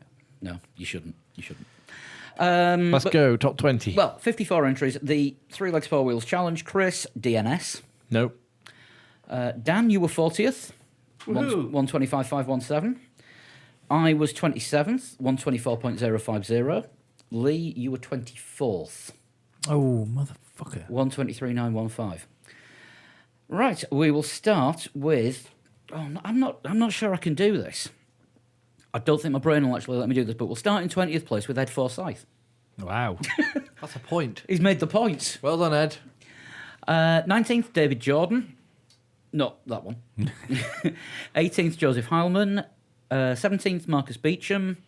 16th, Mike Camping. 15th, Daniel Lendval. Or Lendval, I can never read my own typing. 14th, Nicholas Carline. 13th, Ian Walker. 12th, Pete Bull. And 11th place for Jeff Sharp. How the mighty have 11th. fallen. 11th. He's got a championship to defend here, Jeff. Come on. 2 championships to defend. He won the Winter Series as well. The Winter Series Championship. Yeah. Didn't Will Coates win that? No, because Will Coates only came in partway through the season and Jeff had already clocked up enough points to win. Oh, right. Okay. So, yeah, double champion Jeff Sharp. Not the best start. Top 10. 10th place, Matt Michael. 9th place was Nick Granath. 8th, Alberto Roldan. 7th, Caleb Hurley. 6th, Patrick Walter Thompson. 5th, Max Williams. 4th, Raymond G. Top 3 in the times. Go away. Thank you. 3rd place with 121.947, Karl Jarizec. 2nd place, 120.913, Bradley Chambers. Wow, well done, Bradley. And winning it by 0.3, 120.615, Will Coates. Will Coates, yeah. Yes. Fair enough. Well done. Oh, rapid. Bradley at one point said that he was 19th in the world on Xbox. That's Nice. impressive. Very good. Well done. So- good effort, everyone. Will, you are obviously one of the top, I would probably say with a 310 scale, you're probably one of the top 10 in the world on this. Probably. We're getting the decent ones. Yeah. So we move on to Bahrain for the next race. Being the only Xbox owner, I think when F1 2018 comes out this year, I'll get an Xbox so we can all mix with the people. elite. Yeah. So Bahrain, it's going to be a 2-week challenge again because we have 2 weeks off the next race. Mm-hmm. China's only going to be a 1-weeker. Ouch. Yes. That's fine because I hate the Chinese track anyway. So Bahrain, what are we doing? Well, everyone had fun, didn't they, in the dry? Crap. So you're going to make everyone race in the wet in the desert? And everyone had fun with the nice Mercedes car, didn't they? Oh, double crap. So we should probably have a. Have we still what was there in Formula One last year? Mercedes. Right, Ferrari. McLaren. We'll have a McLaren in the rain. Yeah, McLaren in the rain. In the Bahrain. Yeah. So McLaren in the wet in Bahrain. The world hates you. Oh yeah. You have until the Monday after the race, which, unless I'm sorely mistaken, is Monday the 9th of April. Mm-hmm. Just like a 4-day weekend this weekend. It is. Or it's for us a lot. Yeah, you've got until 7 o'clock UK time on Monday the 9th of April to get your times in. If you want to send it in, then take a screenshot, get a photo of the TV, whatever. You can email it to 3legs4wheels@gmail.com. You can send it on a Twitter direct message to @3legs4wheels, or if you follow us on Facebook, then you can send it a private message on there as well. Mm-hmm. If you want to tweet the show, get in touch at 3legs4wheels, or drop us an email on that address, and you can also get us on our individual Twitter handles at Flood21. Hang on. Is that plugged in? Yes, but don't use it because it's well loud and Arthur's asleep. Oh, right, okay. I was going to say, Alexa, can you do a drum roll? No, don't. I said it quietly enough. So, drum roll. Dan Dankleton. No underscores. Change the handle, everybody. I'm at a total shunt. And I'm at Pablo100. We're on Instagram as well. Search for us on there. And the pleading time, we do an extra show every week for our wonderful Patreon subscribers. It's half an hour of us talking absolute rot. If you've been a Patreon, or if you're thinking of becoming a Patreon, we're considering doing other stuff for Patreons, so keep an eye on that as well. Yeah. Go over to patreon.com/3legs4wheels and sign up, and you get the extra podcast for as little as $1 a month. Yeah. But it really does help us bring decent content. I think it's getting us over to see the teams and Over to meet people. and get some of them onto the show, like Scarbs the other week. Yep. Yeah, Scarbs, and if you enjoyed the interviews with Lando Norris, with George Russell, and All the Mercedes press conference and launch stuff. Yep, absolutely. That's all thanks to all the Patreon donations. So they do really make a difference. And also, when our microphones break, as they inevitably Exactly. will do, because we Yeah. talk into them enough, then Even they so- No, they don't break. They just lose the will to live. Yeah. Even the price of hosting podcasts and stuff like that, Yeah. these things all cost money. It all They do. goes somewhere. Yeah. And we really do appreciate everything that we're given. Everything goes straight back into the show. Yeah. And we personally don't make a penny out of this. no. Except for a packet of biscuits every week. Because you can't expect us to do a podcast biscuitless, can you? No, it's a ridiculous idea. Thought as much.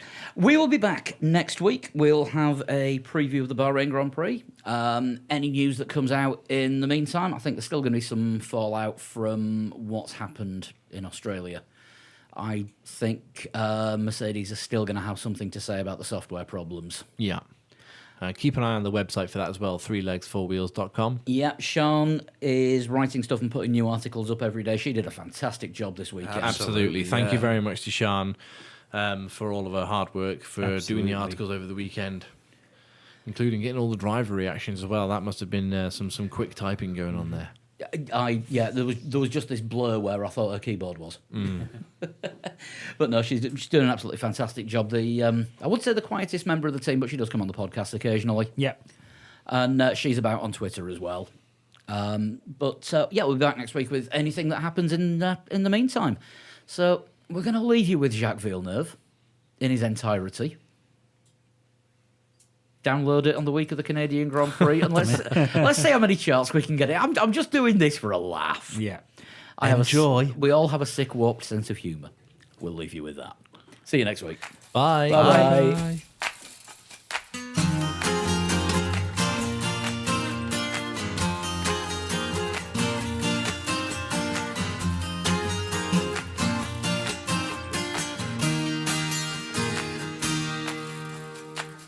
Don't say it, baby, because you know it's just not true.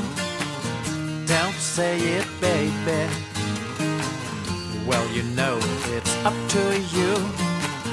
Don't say it, darling, cause you're just wasting time.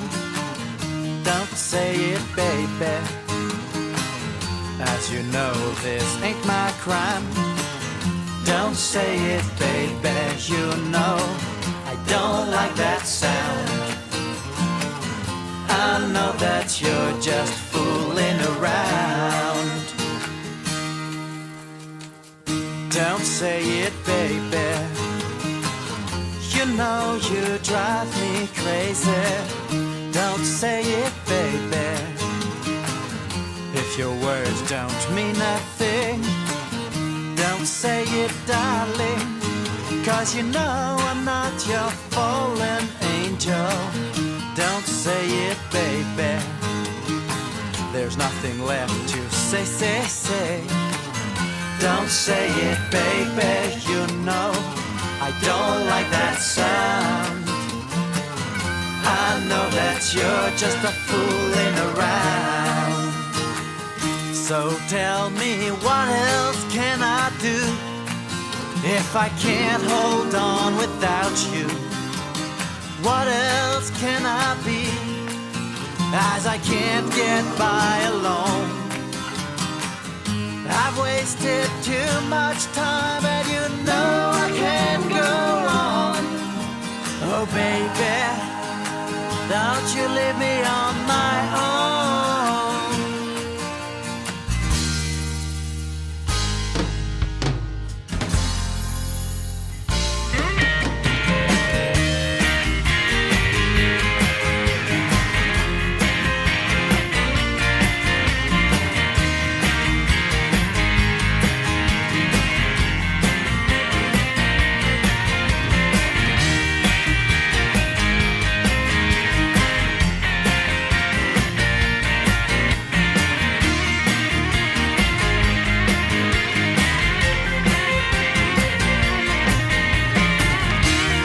Say it, baby, I'm not some game you play.